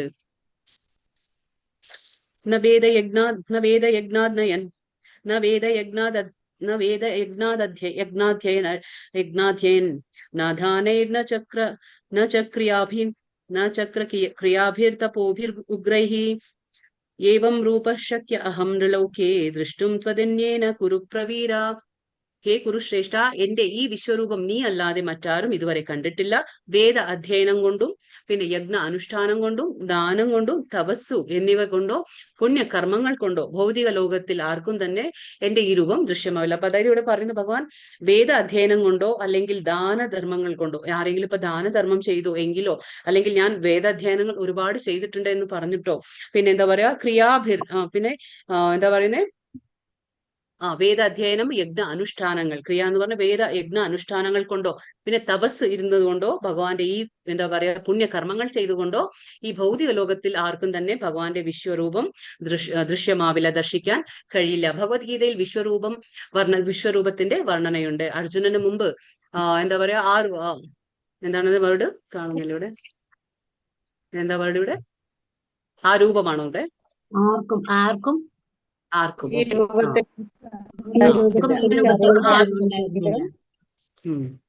അപ്പൊ പറയണേ അർജുനന് മുമ്പ് ആർക്കും ഈ രൂപത്തെക്കുറിച്ച് അറിവുണ്ടായിരുന്നില്ലെങ്കിലും ഈ സംഭവത്തിന് ശേഷം നമുക്ക് ഇതിന്റെ ഒരു ഏകദേശ ജ്ഞാനം ലഭ്യമായി. അതുകൊണ്ടാ പറയുന്നത് ഇപ്പൊ നമ്മൾ കണ്ടിട്ടില്ല, ഭഗവാന്റെ ഈ വിശ്വരൂപം നമുക്ക് കാണാൻ പറ്റിയില്ല. പക്ഷേ അർജുന അല്ല നമ്മൾ പറയില്ല, അർജുനൻ ഒരു നിമിത്തമാണ് നമുക്കല്ലേ. അപ്പൊ അർജുനൻ നമ്മുടെയൊക്കെ എന്താണ് നമ്മൾ എപ്പോഴും പറയില്ലേ, പ്രതിനിധിയാകുന്നു അല്ലെ. അപ്പൊ അർജുനൻ യുദ്ധക്കളത്തിൽ നിന്നുകൊണ്ട് ഈ വിശ്വരൂപം കാണാൻ ആഗ്രഹിച്ചത് എന്താണ്, നമുക്കും കൂടി മനസ്സിലാക്കി കൊടുക്കാനാണ് അല്ലെ. ഭാവിയിൽ വരുന്ന ആ ജനങ്ങൾക്ക് കൃഷ്ണന്റെ ആ ഒരു എന്താ പറയാ ആ സർവോന്നത ആയിട്ടുള്ള ആ ഒരു കാര്യങ്ങൾ മനസ്സിലാക്കി കൊടുക്കാനും വേണ്ടിയിട്ടുമാണ് അർജുനൻ ഇത് ആവശ്യപ്പെട്ടത്. നമുക്ക് വേണ്ടിയിട്ടാണ് ഇത് അർജുനൻ ആവശ്യപ്പെട്ടത്. അതുകൊണ്ടാണ് ഭഗവാന്റെ കൃഷ്ണന്റെ ഭക്തരായ ആൾക്കാർക്കും കൂടി ഇത് ഒരു ഭാഗ്യം കിട്ടുകയാണ് അല്ലെ. ഇപ്പൊ നമ്മൾ ഭഗവത്ഗീത വായിക്കുമ്പോൾ ഭഗവാന്റെ വിശ്വരൂപത്തെ കുറിച്ച് നമ്മൾ പഠിക്കുന്നു, മനസ്സിലാക്കുന്നു. അതെങ്ങനെയാണ് നമ്മൾ കണ്ടിട്ടില്ല, പക്ഷെ അർജുനൻ കണ്ടത് വർണ്ണിക്കുകയാണ് അർജുനൻ അല്ലെ. അപ്പൊ അതിലൂടെ നമുക്കും കൂടി ഈ ജ്ഞാനം കിട്ടുകയാണ്, ഭഗവാന്റെ വിശ്വരൂപത്തെ കുറിച്ച് മനസ്സിലാക്കാൻ നമുക്കും കൂടി ഒരു ഭാഗ്യം കിട്ടുകയാണ്. അപ്പൊ അർജുനന് മുമ്പ് എന്താണ് ആരും കണ്ടിട്ടില്ലാത്ത രൂപമാണിത്. അതാണ് ഭഗവാൻ പറയുന്നത്. ഈ സംഭവത്തിന് ശേഷം എന്തായി, ഇപ്പൊ നമുക്കും കൂടി ആ ഒരു ഏകദേശ ജ്ഞാനം ലഭ്യമായി. അത് ഭഗവത്ഗീതയിലൂടെ, അത് അർജുന നിമിത്തം. ശരിക്കും ദിവ്യതയുള്ളവർക്ക് ഭഗവാന്റെ വിശ്വരൂപം കാണുക തന്നെ ചെയ്യാം. അപ്പൊ അത്രയും നമുക്കൊരു കഴിവുണ്ടായിരിക്കണം, നമുക്ക് അത്രയും ഒരു ദിവ്യ ശക്തി ഉണ്ടായിരിക്കണം, നമ്മൾ അത്രയും ഭക്തി ചെയ്തിരിക്കണം, എങ്കിൽ നമുക്ക് എന്താണ് ഈ വിശ്വരൂപം കാണാൻ കഴിയുമെന്ന് ഇവിടെ പറയാണ്. തികച്ചും കൃഷ്ണന്റെ ഉത്തമ ഭക്തനാകാത്തിടത്തോളം കാലം എന്താണ് ഒരാൾക്ക് ദിവ്യനാകാൻ സാധിക്കുകയില്ല. അപ്പൊ നമുക്കൊരാൾക്ക് ഒരു ദിവ്യനാകണമെങ്കിൽ നമുക്ക് എന്താണ് ഭഗവാന്റെ തികഞ്ഞ ഒരു ഭക്തനായി തീരണം ആദ്യം. അതാണ് നമുക്ക് വേണ്ടുന്ന ഒരു യോഗ്യത. അപ്പൊ ഭഗവാൻ ആയാൽ മാത്രമാണ് നമുക്ക് ഭഗവാനെ ദർശിക്കാനുള്ള ആ ഒരു കഴിവ് നമുക്ക് ഭഗവാൻ തന്നെ സ്വയം കനിഞ്ഞ് നമുക്ക് അനുഗ്രഹിച്ചു തരും. ആ കഴിവൊക്കെ നമുക്ക് ഭഗവാൻ തരും. അപ്പൊ അങ്ങനെ നമുക്കും അത് സാധിക്കുമെന്നാണ് പറയുന്നത്. മാതേ വ്യഥമാച വിമൂഢഭാവോ ദൃഷ്ട്വാ രൂപം ഘോരമീദൃഗ്മമേദം വ്യപേതഭി പ്രീതമാന പുനസ്ത്വം തദേവ മേ രൂപമിദം പ്രപശ്യ. എന്റെ ഈ ഭീബൽസരൂപം, ഇപ്പൊ നമ്മൾ ഭീബൽസരൂപം നമ്മളിപ്പോ പറഞ്ഞില്ലേ, 5 രസങ്ങളിലാണ് ഭക്തന്മാർ ഭഗവാനെ ആഗ്രഹിക്കുന്നത്. അപ്പൊ ഭഗവാന്റെ രണ്ടാമത്തെ, അതായത് പ്രാഥമിക രസങ്ങളാണ് ഇപ്പൊ നമ്മൾ പറഞ്ഞത്, ദാസ്യ സഖ്യ എന്നൊക്കെ നമ്മൾ പറഞ്ഞത്. പക്ഷെ രണ്ടാമത്തെ, അതായത് ദ്വിതീയ രസങ്ങളായ അതിലൊന്നാണ് ഭീബൽസ. ഭീബൽസ എന്ന് പറഞ്ഞാൽ നമുക്ക് ഭീതി ഉണ്ടാക്കുന്ന രസമാണിത് ഭഗവാന്റെ. അപ്പൊ എന്റെ ഈ ഭീബൽസ രൂപം കണ്ടിട്ട് നീ അസ്വസ്ഥനാവുകയും സംഭ്രാന്തനാവുകയും ചെയ്തു, അത് ഇതോടെ തീരട്ടെ. എന്റെ ഭക്തനായ നീ ഇനി സ്വസ്ഥത കൈവരിക്കൂ. അപ്പൊ ഭഗവാൻ പറയണ, ഭഗവാന് മനസ്സിലായി. അർജുനൻ എന്ത് ചോദിച്ചു, അപ്പൊ ഭഗവാന്റെ ആ നാരായണ രൂപം, അതായത് വിഷ്ണു രൂപം, 4 കൈകളോട് കൂടിയുള്ള ആ രൂപം കണ്ടാൽ മതി എന്ന് ആഗ്രഹിച്ചു. അപ്പൊ അതില് ശംഖ് ചക്ര ഗദ പദ്മം ഉയർത്തിപ്പിടിച്ച ആ 4 രൂപം കണ്ടാൽ മതി, 4 കൈകളോട് കൂടിയ ആ രൂപം കണ്ടാൽ മതി എന്ന് പറഞ്ഞു. അപ്പൊ ഭഗവാന് മനസ്സിലായി, അർജുനന് പേടി കൊണ്ടാണ് ഇതൊക്കെ പറയുന്നത്. അപ്പൊ എന്റെ ഈ ബീബൽസ രൂപം കണ്ടിട്ട് നീ അസ്വസ്ഥനാകണ്ട, ആവശ്യമില്ല. അപ്പോ അത് ഇതോടെ തീരട്ടെ. ഇനി ഭക്തനായ നീ സ്വസ്ഥത കൈവരിക്കൂ, ഇനി നിനക്ക് സ്വസ്ഥത ഉണ്ടാകട്ടെ. ശാന്ത മനസ്കനായി നിനക്കിപ്പോൾ നീ ആഗ്രഹിക്കുന്ന രൂപം കാണാം. അപ്പൊ നീ ഇപ്പൊ പറഞ്ഞില്ലേ, അപ്പൊ നീ എന്താണ് ഇപ്പൊ ആഗ്രഹിച്ചത് എന്നിൽ നിന്ന് കാണണമെന്ന്, ആ രൂപം ഇനി നിനക്ക് കാണാൻ കഴിയുമെന്ന് ഭഗവാൻ പറഞ്ഞു കൊടുക്കുകയാണ്. ഒരു ഭക്തന് വിശ്വരൂപ ദർശനത്തിൽ താല്പര്യമില്ല. അതാണ് അപ്പൊ നമ്മൾ പറഞ്ഞില്ലേ, ഭഗവാനെ എപ്പോഴും ഒരു ഭക്തൻ എങ്ങനെയാണ് കാണാൻ ആഗ്രഹിക്കുന്നത്, ദ്വിഭുജാധാരിയായിട്ട് ശ്യാമസുന്ദര രൂപത്തിലാണ്. അപ്പൊ അതൊരാളിൽ പ്രേമ ഭാവനകൾ മാറുവാൻ സഹായകമല്ല. അപ്പൊ ഈ വിശ്വരൂപത്തിന്റെ കുഴപ്പം എന്താ നമ്മൾ പറഞ്ഞില്ലേ, ഇതിപ്പോ താൽക്കാലികമായിട്ടുള്ള രൂപമാണ്, ഇതിനൊരു ധാമമില്ല, ഈ രൂപം ശാശ്വതമായ രൂപമല്ല. ഇപ്പൊ ഈ രൂപത്തെ നമ്മളിപ്പോ ആരാധിക്കുമ്പോൾ, വിശ്വരൂപത്തെയാണ് നമ്മളിപ്പോ ആരാധിക്കുകയാണെങ്കിൽ എങ്ങനെയാണ് നമ്മൾ എന്താ പറയാ കൈമാറ്റം നടക്കില്ല അവിടെ അല്ലെ, ഭഗവാന്റെ ആ എന്താ പറയാ റെസിപ്രൊക്കേഷൻ. അതായത് ഇപ്പൊ നമ്മളിപ്പോ ദ്വിഭുജാധാരിയായിട്ടുള്ള ആ കൃഷ്ണനെ നമുക്ക് മനസ്സിലാക്കാൻ പറ്റും അല്ലെ, ഭഗവാന്റെ ആ കൈകൾ, സുന്ദരമായ മുഖം, ആ ഭഗവാന്റെ ആ പാദങ്ങൾ, ഇതൊക്കെ നമുക്ക് കാണാൻ പറ്റും. പക്ഷെ വിശ്വരൂപത്തിൽ നമുക്ക് എങ്ങനെയാണ് ഭഗവാനെ ആരാധിക്കാൻ കഴിയുക? കാരണം സർവ്വവ്യാപിയാണ്. പറഞ്ഞില്ലേ, എവിടെയാണ് അതിന്റെ തുടക്കം, എവിടെയാണ് അതിന്റെ അവസാനം, മധ്യം എവിടെ, ഒന്നും മനസ്സിലാക്കാൻ പറ്റാത്ത ആ ഒരു വിശ്വരൂപം നമ്മൾ എങ്ങനെയാണ് ആദരിക്കുക ഭഗവാന്റെ? അപ്പൊ അതാണ് പറഞ്ഞത്, എന്താ പറയുക, കൈമാറുവാൻ സഹായകമല്ല. ഭക്തന് വേണ്ടത് തന്റെ ആരാധനാണിത എന്താ പറയാ ആരാധനാണിതകളായ വികാരങ്ങളെ ഭഗവാൻ നിവേദിക്കലോ പ്രേമപൂർവ്വം ഭഗവാന്റെ സേവനത്തിൽ ഏർപ്പെടാൻ സാധിക്കാത്ത വണ്ണം എന്താ പറയാ വിഭുജമായ ശ്രീകൃഷ്ണ രൂപം, ദ്വിഭുജമാണ് അത് കറക്റ്റ് അല്ല, അത് ദ്വിഭുജമാണ്. ദ്വിഭുജമായ ശ്രീകൃഷ്ണ രൂപം ദർശിക്കലോ ആണ്. അപ്പൊ എന്താണ് ദ്വിഭുജം? അപ്പൊ ഭഗവാന്റെ ഭക്തന്മാർക്ക് എപ്പോഴും ഇഷ്ടപ്പെടുന്ന എന്താണ്? ഭഗവാന്റെ ആ ദ്വിഭുജമാണ്. അതായത് അവിടെ നമുക്ക് എന്താണ് സ്നേഹപ്രകടനം മനസ്സിലാക്കാൻ പറ്റും. അതായത് ഭഗവാന് നമ്മള് ആ രൂപത്തെ നമുക്ക് ആസ്വദിക്കാൻ പറ്റും. ഭഗവാന്റെ ആ ഇരു കൈകളോട് കൂടിയുള്ള ആ രൂപത്തെ നമുക്ക് കാണാനും ഭഗവാന്റെ ആ സൗന്ദര്യത്തെ നമുക്ക് വർണ്ണിക്കാനും നമുക്കൊക്കെ അത് ആ ഒരു ശാന്തമായ ഭഗവാന്റെ രൂപമാണ് ഏതൊരു ഭക്തനും ഇഷ്ടപ്പെടുന്നത്. അപ്പൊ അതിലെന്താണ് ആ സ്നേഹം, വിനിമയം ഉണ്ടായിരിക്കും എപ്പോഴും. സ്നേഹത്തിന്റെ എക്സ്ചേഞ്ച് നമ്മൾ പറയില്ലേ, ആ സ്നേഹത്തിന്റെ എക്സ്ചേഞ്ച് ഉണ്ടായിരിക്കും നമുക്ക്. പക്ഷെ വിശ്വരൂപം ഭീതി ഉളവാക്കുന്നതാണ് വിശ്വരൂപം. അതിൽ ഏതൊരു ഭക്തനും താല്പര്യം ഉണ്ടാകുന്നില്ല. അതാണ്. അപ്പൊ അതുകൊണ്ട് ഭഗവാൻ പറയാണ്, ഇനിയിപ്പൊ നീ പേടിക്കേണ്ട, ഇപ്പൊ നീ ആഗ്രഹിച്ച പോലെ ഞാൻ ആ രൂപം നിനക്ക് കാണിച്ചു തരാമെന്ന് പറഞ്ഞു. അപ്പൊ സഞ്ജയം പറയാണ് ഇപ്പോൾ ഇത്യർജുനം വാസുദേവസ്ഥതോക്ത്വാ സ്വകം രൂപം ദർശയാമാസ ഭൂയഃ ആശ്വാസയാമാസ ച ഭീതമേനം ഭൂത്വാ പുനഃ സൗമ്യ വപുർമഹാത്മാ. അപ്പൊ ഇവിടെ സഞ്ജയം പറയാണ്, ആരോടാണ് സഞ്ജയം പറയുന്നത്? ധൃതരാഷ്ട്രരോട് സഞ്ജയം പറയാണ്. ഇങ്ങനെ അർജുനനോട് പറഞ്ഞിട്ട് പരമദിവ്യോത്തമ പുരുഷനായ കൃഷ്ണൻ തന്റെ യഥാർത്ഥമായ ചതുർഭുജ രൂപം കാണിച്ചു. അപ്പോ അർജുനൻ ആവശ്യപ്പെട്ടു ഭഗവാന്റെ ചതുർഭുജ രൂപം കാണണം എന്ന് ആവശ്യപ്പെട്ടു. അപ്പൊ എന്ത് ചെയ്തു ഭഗവാൻ? തന്റെ യഥാർത്ഥമായ ചതുർഭുജ രൂപം കാണിച്ചു. പിന്നീട് ഭീതനായിരുന്ന അർജുനന് ധൈര്യം വരുത്തുവാനായി ഇരു കൈകളോടുകൂടിയ തന്റെ സാധാരണ രൂപം കൈകൊള്ളുകയും ചെയ്തു. അപ്പൊ ഭഗവാന്റെ സാധാരണ രൂപം ഏതാണ്? ഇരു കൈകളോടുകൂടിയ രൂപമാണ് ഭഗവാന്റെ സാധാരണ രൂപം. ആദ്യം എന്ത് ചെയ്തു ഭഗവാൻ? ചതുർഭുജാധാരിയായിട്ടുള്ള ആ രൂപം കാണിച്ചു കൊടുത്തു, 4 കൈകളോടുകൂടിയ രൂപം കാണിച്ചു കൊടുത്തു. പക്ഷെ പിന്നീട് വീണ്ടും ആ അർജുനന്റെ ആ പേടി മാറിയില്ല. അപ്പോഴെന്താണ്? വീണ്ടും ഭീതനായിരുന്ന അർജുനന് ധൈര്യം വരുത്തുവാൻ വേണ്ടിയിട്ട് എന്താണ് ഭഗവാൻ വീണ്ടും ഇരു കൈകളോടുകൂടിയ തന്റെ സാധാരണ രൂപം. അപ്പൊ നമുക്ക് ഇതിൽ നിന്നും മനസ്സിലാക്കാൻ പറ്റും ഭഗവാന്റെ ഒറിജിനൽ, അതായത് സാധാരണ രൂപം ഏതാണ്? ഇരു കൈകളോടുകൂടിയ രൂപമാണ് സാധാരണ രൂപം. അതിൽ നിന്നാണ് വിഷ്ണു രൂപങ്ങളെല്ലാം വന്നിട്ടുള്ളതെന്ന് നമുക്ക് നേരത്തെ നമ്മൾ മനസ്സിലാക്കിയിട്ടുണ്ട്. അപ്പൊ ലോക നിയന്താവായ അദ്ദേഹം ഭക്തനായ അർജുനന്റെ ഭയം ശമിപ്പിച്ച് വീണ്ടും തന്റെ അത്യന്ത സുന്ദരമായ കൃഷ്ണരൂപം കാട്ടിക്കൊടുത്തു. അപ്പൊ ഭഗവാൻ എന്താണ്? കൃഷ്ണന്റെ ആ ഒറിജിനൽ, ആ സ്വാഭാവികമായിട്ടുള്ള ആ രൂപം ഭഗവാൻ കാണിച്ചു കൊടുത്തു. ആദ്യം വിഷ്ണു രൂപം കാണിച്ചു കൊടുത്തു, പിന്നീട് ഭീതനായിരിക്കുന്ന അർജുനനെ കണ്ടിട്ട് ഭഗവാൻ ശ്യാമസുന്ദര രൂപം ഭഗവാൻ അർജുനന് കാണിച്ചു കൊടുത്തു. ഇത് ആരാ പറയുന്നത്? സഞ്ജയൻ ധൃതരാഷ്ട്രോട് പറഞ്ഞു കൊടുക്കാണ്. അപ്പൊ വീണ്ടും അർജുനൻ പറയാണ്, ദൃഷ്ട്വേദം മാനുഷം രൂപം തവ സൗമ്യം ജനാർദ്ദന ഇതാനീമസ്മി സംവൃത്ത സചേത പ്രകൃതിം ഗതഃ. കൃഷ്ണനെ ഇങ്ങനെ സ്വന്തം രൂപത്തിൽ കണ്ടപ്പോൾ അർജുന എന്ത് പറഞ്ഞു? ജനാർദ്ദന, അങ്ങയുടെ അത്യന്ത സുന്ദരമായ ഈ മാനുഷികാകാരം കണ്ടിട്ട് ഇപ്പോൾ ഞാൻ മുൻമട്ടിലായി എന്റെ മനസ്സ് ശാന്തനായി. അപ്പൊ ഇപ്പോ അർജുനന്റെ ആ മനസ്സ് ശാന്തനായി. കാരണം ചതുർഭുജ രൂപം കാണിച്ചു കൊടുത്തു ഭഗവാൻ, വിശ്വരൂപം കഴിഞ്ഞു, ചതുർഭുജ രൂപം കാണിച്ചു കൊടുത്തു, എങ്കിലും ഭീതനായിരുന്നു അർജുനൻ. അപ്പൊ പിന്നെ ഭഗവാൻ സാധാരണ രൂപം കൈകൊണ്ടു, ഇരു കൈകളായിട്ടുള്ള ആ രൂപം കൈകൊണ്ടു. അപ്പൊ എന്താണ്? അർജുനൻ സന്തോഷമായി. അപ്പൊ അർജുനന് ആ ഒരു സമാധാനം ഉണ്ടായി. അർജുനൻ എന്താണ്? മനസ്സ് അർജുനൻ അർജുനന്റെ ശാന്തമായി. അപ്പൊ ഇതാണ് പറയുന്നത്, ഭക്തന്മാർ എപ്പോഴും ഭഗവാനെ ദ്വിഭുജാധാരിയായിട്ടാണ് ഇഷ്ടപ്പെടുന്നത്. ഒരിക്കലും അവർക്ക് ഈ 4 കൈകളോട് കൂടിയ ആ നാരായണ രൂപം പോലും അല്ല ഭഗവാന്റെ ഭക്തന്മാര് ഇഷ്ടപ്പെടുന്നത്. അവർക്ക് എപ്പോഴും എന്താണ്, ദ്വിഭുജാധാരിയായിട്ടുള്ള കൃഷ്ണന്റെ ആ യഥാർത്ഥ രൂപമാണ് അവർ ഇഷ്ടപ്പെടുന്നത്. അപ്പൊ അർജുനന്റെ മനസ്സ് സ്വാഭാവികമായും ശാന്തമായി. വിശ്വരൂപം പിന്നീട് എന്താണ്, ചതുർഭുജനായ നാരായണ രൂപം കൈകൊണ്ട കൃഷ്ണനെ എന്താ പറയാ, എങ്ങനെ ഒരു സാധാരണ മനുഷ്യൻ എന്ന് പറയാം അല്ലെ.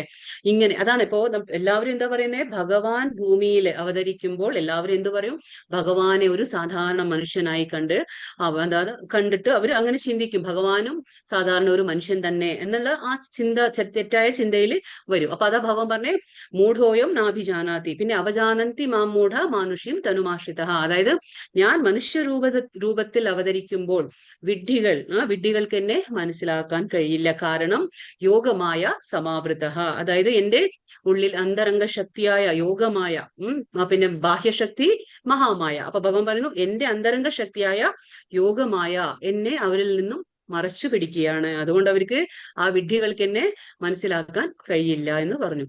അപ്പൊ കൈകൊണ്ട കൃഷ്ണനെ എങ്ങനെയാണ് ഒരു സാധാരണ മനുഷ്യൻ എന്ന് പറയാം, ഇങ്ങനെ എന്താ പറയാ, വഴി തെറ്റിക്കുന്ന ഗീതാഭാഷ്യങ്ങൾ ഒരു പരമഭക്തന് ആശയക്കുഴപ്പം ഉണ്ടാക്കുന്നില്ല. ഇപ്പൊ ഈ ഒരുപാട് അതാ നമ്മൾ പറയുന്നത്, ഇപ്പൊ എന്തുകൊണ്ട് നമ്മൾ യഥാരൂപം വായിക്കുന്നു ഭഗവത്ഗീത എന്ന് പറഞ്ഞാൽ, ഭഗവത്ഗീതയുടെ ഒരുപാട് വ്യാഖ്യാനങ്ങൾ പലതും ഉണ്ടാകും. പക്ഷെ എന്തുകൊണ്ട് യഥാരൂപം എന്ന് പറഞ്ഞാല് ഇത് ഗുരു ശിഷ്യ പരമ്പരയിലൂടെ വന്നിട്ടുള്ളതാണ്. അപ്പൊ ഇവിടെ ഒരു കലർപ്പില്ലാത്ത ആ ഭഗവാൻ കൃഷ്ണൻ എങ്ങനെയാണോ ഉപദേശിച്ചിട്ടുള്ളത് അതേപടി, അതെന്താ കൈ മാറിയിട്ടില്ല, എന്താ പറയാ, കൈ മാറിയിട്ട് തന്നെ വന്നിട്ടുള്ളത്. ഇതാ ഗുരുവിൽ നിന്നും മറ്റു ശിഷ്യനിലേക്ക്, അവിടെ നിന്ന് വീണ്ടും മറ്റു ശിഷ്യനിലേക്ക്, ഇങ്ങനെ ഇത് കൈമാറി വന്നിട്ടുള്ളതാണ്. അപ്പൊ അവിടെ കലർപ്പില്ലാത്ത ഒരു ഭഗവാന്റെ ആ എന്താ പറയാ ഉപദേശം അതേപടി എത്തിക്കുകയാണ് ഇവിടെ ചെയ്യുന്നത്. അപ്പോ പല ഗീതാഭാഷ്യങ്ങളുണ്ട്. അവർക്ക് എന്താണ്, ഭഗവാന്റെ ആ യഥാർത്ഥമായിട്ടുള്ള ഭഗവാന്റെ രൂപത്തിൽ അവർക്ക് വിശ്വാസമില്ല.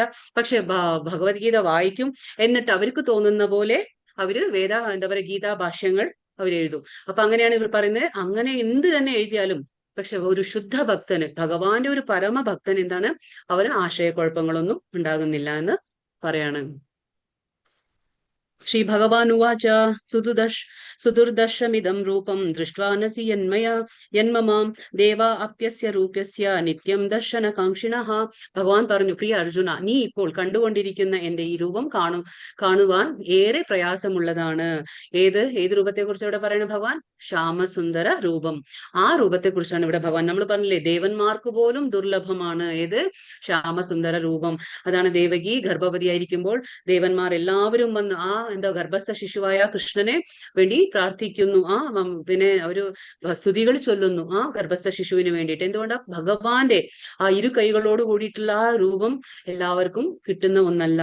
അതാണ് പറയുന്നത്, വളരെ പ്രയാസമുള്ളതാണ്. ദേവന്മാർ പോലും ഈ പ്രിയതരമായ രൂപത്തെ കാണുവാൻ അവസരം പാർത്ത് കഴിയുന്നു. അപ്പൊ അവർക്ക് പോലും കിട്ടാത്ത ഒന്നാണ് ഈ ഭഗവാന്റെ ഈ ദുർലഭ രൂപം. ഏത്? ശ്യാമസുന്ദര രൂപം. കാരണം ഇത് ഭക്തന്മാര്, ഭഗവാന്റെ പരിശുദ്ധ ഭക്തന്മാർ എപ്പോഴും ആഗ്രഹിക്കുന്ന ഒരു രൂപമാണ് ഭഗവാന്റെ ദ്വിഭുജാധാരിയായിട്ടുള്ള ശ്യാമസുന്ദര രൂപം. അത് ദേവന്മാർക്ക് പോലും കാണാൻ കഴിയില്ല, ബുദ്ധിമുട്ടാണെന്ന് ഭഗവാൻ പറയാണ്. ഭഗവാൻ യോഗമായയാൽ ആവൃതമായിരിക്കുന്നുവെന്ന് മുൻപ് പറഞ്ഞല്ലോ, നമ്മൾ പറഞ്ഞില്ലേ, യോഗമായ സമാവൃത. ഭഗവാൻ യോഗമായയാൽ മറച്ചു പിടിക്കുകയാണ്. ഭഗവാൻ മറ്റുള്ളവർക്ക് എന്താണ്, ഭഗവാന്റെ ആ യോഗമായ ഒരു കട്ടൻ പോലെ, ആ കട്ടൻ പോലെ വെക്കുകയാണ്, ഭഗവാനെ കാണിച്ചു കൊടുക്കുന്നില്ല. അപ്പൊ അദ്ദേഹത്തെ എല്ലാവർക്കും കാണാൻ കഴിയില്ല. ഭഗവാൻ സ്വയം ആർക്ക് പ്രത്യക്ഷനാകുന്നുവോ അയാൾക്ക് മാത്രമേ ദൃശ്യനാകുന്നുള്ളൂ എന്ന് വൈദിക സാഹിത്യം ഊന്നി പറയുന്നു. അപ്പൊ ഭഗവാൻ ആഗ്രഹിക്കുകയാണ്, ഇന്ന ആൾക്ക് ഞാൻ ദർശനം കൊടുക്കണം, ഇന്ന ആൾക്ക് ഞാൻ ദർശനം നൽകണം എന്ന് ഭഗവാൻ ചിന്തിക്കുകയാണെങ്കിൽ ഭഗവാന്റെ കരുണ മൂലം മാത്രമേ ആ ഭഗവാന്റെ പരിശുദ്ധ ഭക്തന്മാർക്ക് ഭഗവാന്റെ ദർശനം ലഭിക്കുന്നുള്ളൂ. അപ്പൊ ഇത് വൈദിക സാഹിത്യം ഈ കാര്യത്തെ ഊന്നി പറയുകയും ചെയ്യുന്നു. നാഹം വേദൈർന തപസാ നാദാനേന ന ചേജ്യയാ ശക്യ ഏവം വിധോ ദൃഷ്ടും ദൃഷ്ട്വാ നസി മാം യഥാ. ഇവിടെ ഭഗവാൻ എന്താ പറയുന്നത്? അതീന്ദ്രിയമായ ആ ദൃഷ്ടിയിൽ നീ കാണുന്ന ഈ രൂപം വേദ അധ്യയനം കൊണ്ടോ, അതായത് നമ്മൾ പറഞ്ഞില്ലേ എത്ര അതാണ് ബ്രഹ്മാവ് പോലും പറയുന്നുണ്ട് ബ്രഹ്മസംഹിതയില്, വേദേഷു ദുർലഭം അദുർലഭം ആത്മഭക്തോ. അതിപ്പോ നമുക്ക് മനസ്സിലാക്കാൻ പറ്റും. അതായത് എത്ര വേദ അധ്യയനം ചെയ്താലും ഭഗവാന്റെ ഈ രൂപം കാണാൻ എന്നില്ല. പക്ഷേ നേരം മറിച്ച് ഒരു ഭക്തന് ഒരു പ്രയാസം കൂടാതെ ഭഗവത് കരുണ മൂലം അദ്ദേഹത്തിന് കാണാൻ കഴിയും. അതാണ് ആത്മഭക്തോ. ദുർലഭം എന്താണ്, വേദേഷു ദുർലഭം അദുർലഭം ആത്മഭക്തോ. അപ്പൊ ഭഗവാന്റെ ഭക്തന് ഒരു തരത്തിലും ബുദ്ധിമുട്ടില്ല. ഭഗവാന്റെ ഭക്തൻ കാരണം അത്രയും വിശ്വാസപൂർവ്വം ദൃഢനിശ്ചയത്തോടെ ഭഗവാന്റെ എന്താ പറയാ സതതം കീർത്തനത്തെ നമ്മൾ കേട്ടിട്ടില്ലേ, എപ്പോഴും ഭഗവാന്റെ കീർത്തനങ്ങൾ ആലാപിച്ചുകൊണ്ടും ദൃഢനിശ്ചയത്തോടെ പ്രയത്നിച്ചുകൊണ്ടും ഭഗവാനെ പ്രണമിച്ചുകൊണ്ടും ഭക്തിയുത സേവനത്തിൽ ഏർപ്പെടും. അപ്പൊ അവരാണ് ഒരു ഉത്തമ യോഗി. അപ്പൊ അങ്ങനെയുള്ള ആ യോഗിക്ക് ആത്മഭക്തനാണ്. ഭഗവാൻ പറഞ്ഞില്ലേ, എന്റെ ആ ഹൃദയത്തിൽ അങ്ങനെയുള്ള ആ ഭക്തൻ അധിവസിക്കുന്നു. അങ്ങനെയുള്ള ഭക്തൻ എന്താണ്, ഭഗവാന്റെ ദർശനം ദുർലഭം, ഈസിയാണ്, അത് അദുർലഭം. അതാണ് ബ്രഹ്മാവ് പോലും പറയുന്നത്. അപ്പോ എത്ര വേദങ്ങൾ പഠിച്ചാലും ഭഗവാനെ കാണണം എന്നില്ല. ഇനി എത്ര തപശ്ചര്യങ്ങൾ നമ്മൾ അനുഷ്ഠിച്ചാലും അതും ഭഗവാനെ കാണണം എന്നില്ല. പിന്നെ ദാനയജ്ഞാദികളിലോ എന്താ പറയാ, ഭഗവാനെ കൈവരാവുന്നതല്ല. അപ്പൊ നമ്മൾ വിചാരിക്കും ഒരുപാട് ദാനധർമ്മങ്ങളൊക്കെ ചെയ്യുമ്പോൾ, അല്ലെങ്കിൽ ഒരുപാട് തപശ്ചര്യകൾ അനുഷ്ഠിക്കുമ്പോൾ, അല്ലെങ്കിൽ കുറെ വേദജ്ഞാനം ഞാൻ നേടിയെടുക്കുമ്പോൾ എനിക്ക് ഭഗവാനെ കാണാൻ പറ്റുമെന്ന് വിചാരിക്കുകയാണെങ്കിൽ അത് സാധിക്കില്ല എന്നാണ് പറയുന്നത്. അവയൊന്നും കൊണ്ടല്ല എന്റെ ഈ യഥാർത്ഥ രൂപം ഒരാൾക്ക് പ്രത്യക്ഷമാവുന്നത്. ഇത് ഭഗവാൻ തന്നെ പറയുന്ന കാര്യങ്ങളാണ്. അപ്പൊ ഇതൊക്കെ ചെയ്താലും എന്നെ പ്രാപിക്കണം എന്നില്ല, എന്നെ ദർശിക്കണം എന്നില്ല എന്ന് ഭഗവാൻ പറയണം. ആ രൂപം ഒരാൾക്ക് പ്രത്യക്ഷമാവുന്നത് എങ്ങനെയാണ്, ഭഗവാന്റെ കരുണ മൂലം ആ യോഗ്യത നമുക്കുണ്ടായിരിക്കണം. ഭക്തിയുത സേവനം നമ്മൾ അനുഷ്ഠിക്കുമ്പോൾ മാത്രമാണ് ഭഗവാന്റെ ആ ദർശനം നമുക്ക് കിട്ടുള്ളൂ. കാരണം എന്താന്ന് വെച്ചാല് ഭഗവാന്റെ അപ്പൊ അന്തരംഗ ശക്തിയുടെ സംരക്ഷണത്തിലാണ് നമ്മൾ സുരക്ഷിതരായിരിക്കും. അങ്ങനെയാണ്. അപ്പൊ കൃഷ്ണൻ ദൈവിക എന്താ പറയുക, അല്ലെങ്കിൽ നമുക്ക് എന്താണ് ഈ ഭൗതിക പ്രകൃതിയുടെ 3 ഗുണങ്ങൾ നമ്മളെ ഓരോന്നും ബുദ്ധിമുട്ടിച്ചുകൊണ്ടേയിരിക്കും. അപ്പൊ എപ്പോഴാണോ നമ്മൾ പരിശുദ്ധമായിട്ടുള്ള ആ ഭക്തി, ഭഗവാന്റെ ഭക്തി സേവനത്തിൽ ഏർപ്പെടുന്നത്, അത് പക്ഷേ സതതം എന്താ പറയാ, ഒരു ദിവസമല്ല, അത് നിരന്തരമായിട്ട് നമ്മൾ അങ്ങനെ തുടർച്ചയായിട്ട് നമ്മൾ ചെയ്തുകൊണ്ട് വരുന്നത്, അപ്പോഴെന്താണ്, സ്വാഭാവികമായിട്ടും ഭഗവാന്റെ അന്തരംഗ ശക്തി നമുക്ക് ഒരു സംരക്ഷണം നൽകുന്നു. അപ്പോ എന്താ പറയുന്നത്, എന്താ പറയാ, സുദേവന്മാരുടെ വസുദേവന്മാരുടെ മുമ്പിൽ ചതുർഭുജാകൃതിയിലാണ് ആദ്യം ആവിർഭവിച്ചത്. അപ്പോ കൃഷ്ണൻ ഇപ്പോ ആരുടെ പുത്രനാണ്, ദേവകി വസുദേവരുടെ പുത്രനാണ്. അപ്പോ ആ ജയിലിൽ ഭഗവാൻ എങ്ങനെയാ ആവിർഭവിച്ചത് എന്ന് പറഞ്ഞാല് ആദ്യം വിഷ്ണു രൂപത്തിലായിരുന്നു. അപ്പൊ ദേവകിയുടെയും വസുദേവന്റെയും മുന്നിൽ ഭഗവാൻ അവതരിച്ചത് വിഷ്ണു രൂപത്തിലാണ്, ചതുർഭുജധാരിയായിട്ടാണ് ഭഗവാൻ അവതരിച്ചത്. എന്നിട്ട് എന്താണ്, പിന്നീട് ദ്വിഭുജാകൃതിയിലായി. അപ്പോ അത് പിന്നീട് ഈ വസുദേവരും ദേവകിയും രണ്ടുപേരും പ്രാർത്ഥിക്കുകയാണ്, അഭ്യർത്ഥിക്കുകയാണ്. അപ്പോഴാണ് ഭഗവാൻ ചെറിയൊരു കുഞ്ഞായി, ദ്വിഭുജാധാരിയായിട്ടുള്ള ചെറിയൊരു കുഞ്ഞിന്റെ രൂപത്തില് ഭഗവാനായത്. ഈ രഹസ്യം മനസ്സിലാക്കാൻ നാസ്തികർക്കും എന്താ പറയാ, ഭക്തി സാധന അനുഷ്ഠിക്കാത്തവർക്കും പ്രയാസമാണ്. ആരാണോ സാധന എന്ന് പറഞ്ഞ ഭക്തിയുത സേവനം, ആ ഭക്തിയുത സേവനം ആരാണോ അനുഷ്ഠിക്കാത്തത് അവർക്കൊക്കെ ഇതൊക്കെ മനസ്സിലാക്കാൻ വളരെ പ്രയാസമാണ് എന്ന് പറയാണ്. ഭക്ത്യാ ത്വനന്യയാ ശക്യ അഹമേവം വിധോർജുന ജ്ഞാതും ദൃഷ്ടും ച തത്വേന പ്രവേഷ്ടും ച പരന്തപ.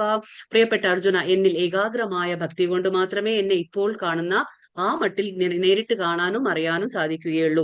ഈ മാർഗത്തിൽ കൂടി മാത്രമേ എന്റെ നിഗൂഢതയിലേക്ക് പ്രവേശിക്കാൻ കഴിയൂ. അപ്പൊ ഭഗവാൻ പറയുന്നത്, ഭഗവാനെ എങ്ങനെ മനസ്സിലാക്കാൻ പറ്റും, ഇപ്പൊ കാണുന്ന ആ രീതിയിൽ, അതായത് ഭഗവാന്റെ ദ്വിഭുജാധാരിയായിട്ടുള്ള ആ രീതിയിൽ കാണണമെങ്കിൽ എന്ത് ചെയ്യണം, ഏകാഗ്രമായ ഭക്തി കൊണ്ട്. അപ്പൊ നമ്മൾ മനസ്സിലാക്കണം, ഭഗവാൻ എപ്പോഴും പറയുന്ന ഒരു കാര്യമാണ് ഭക്തി കൊണ്ട് മാത്രമേ.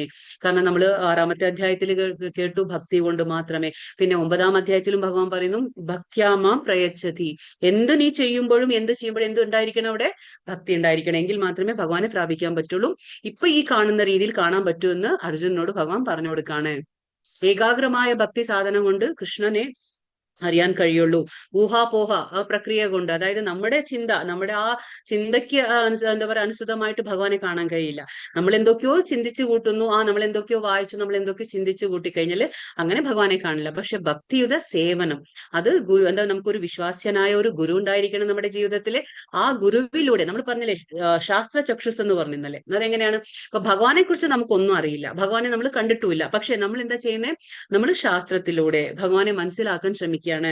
നമ്മൾ ഈ ഗ്രന്ഥത്തിലൂടെ, അതായത് ഭഗവത്ഗീത അല്ലെങ്കിൽ ഭാഗവതം, ഈ ഗ്രന്ഥങ്ങളിലൂടെ ഭഗവാനെ നമ്മൾ ആ ശാസ്ത്രത്തിന്റെ കണ്ണിലൂടെ അല്ലെങ്കിൽ ഗുരു പറയുന്ന ആ രീതിയിൽ വിശ്വസിച്ച്, ആ വാക്കുകൾ വിശ്വസിച്ച്, അങ്ങനെയാണ് നമ്മൾ മനസ്സിലാക്കുന്നത്. നമ്മൾ 4-ാമത്തെ അധ്യായത്തിലും പഠിച്ചു.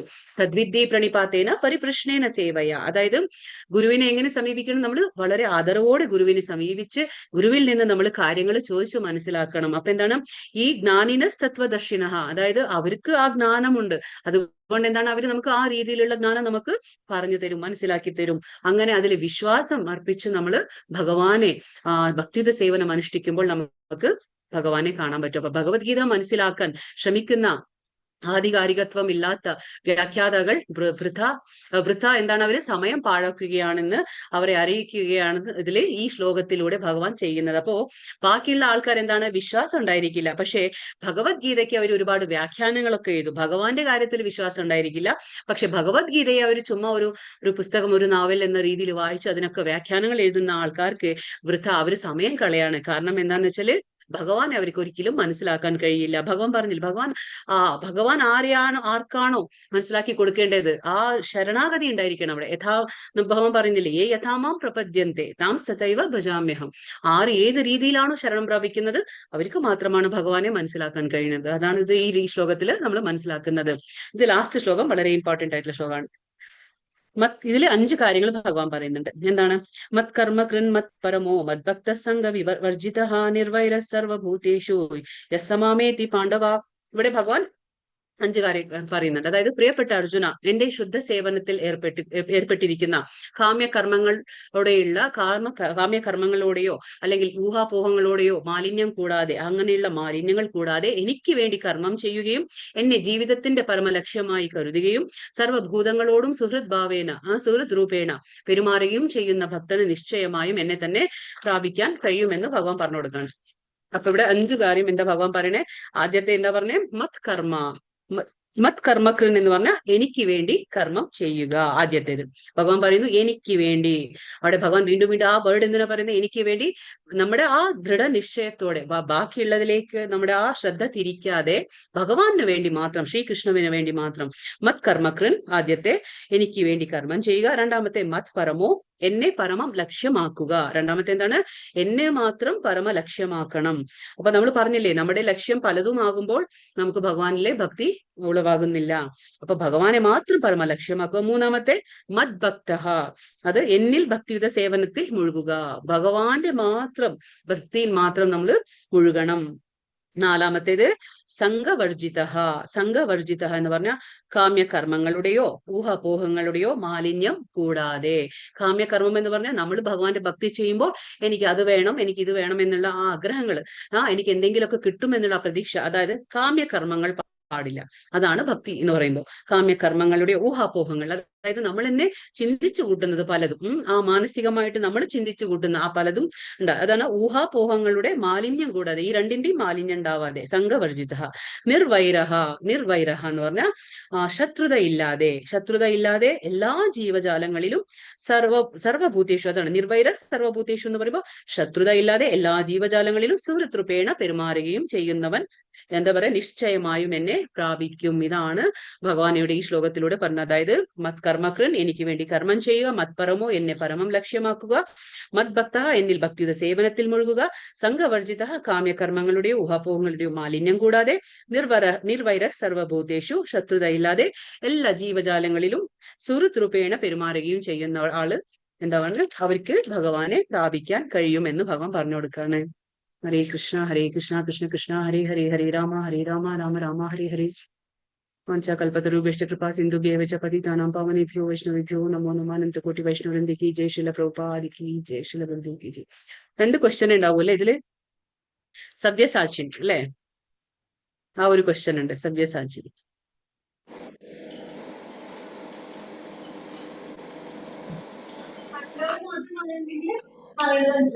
അതല്ലേ ക്വസ്റ്റ്യൻ? 2 ക്വസ്റ്റ്യൻ അല്ലേ ഉള്ളൂ ഇതില്? ബാക്കി സവ്യസാചിൻ ആരെയാ വിളിക്കുന്നത്? അർജുനനെ വിളിക്കുന്നതാണ് സവ്യസാചിൻ.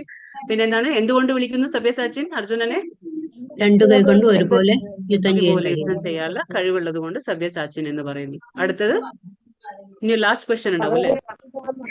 ഭഗവാനെ പിതാമഹൻ എന്ന് വിളിക്കുന്നുണ്ട്. എന്താണ്?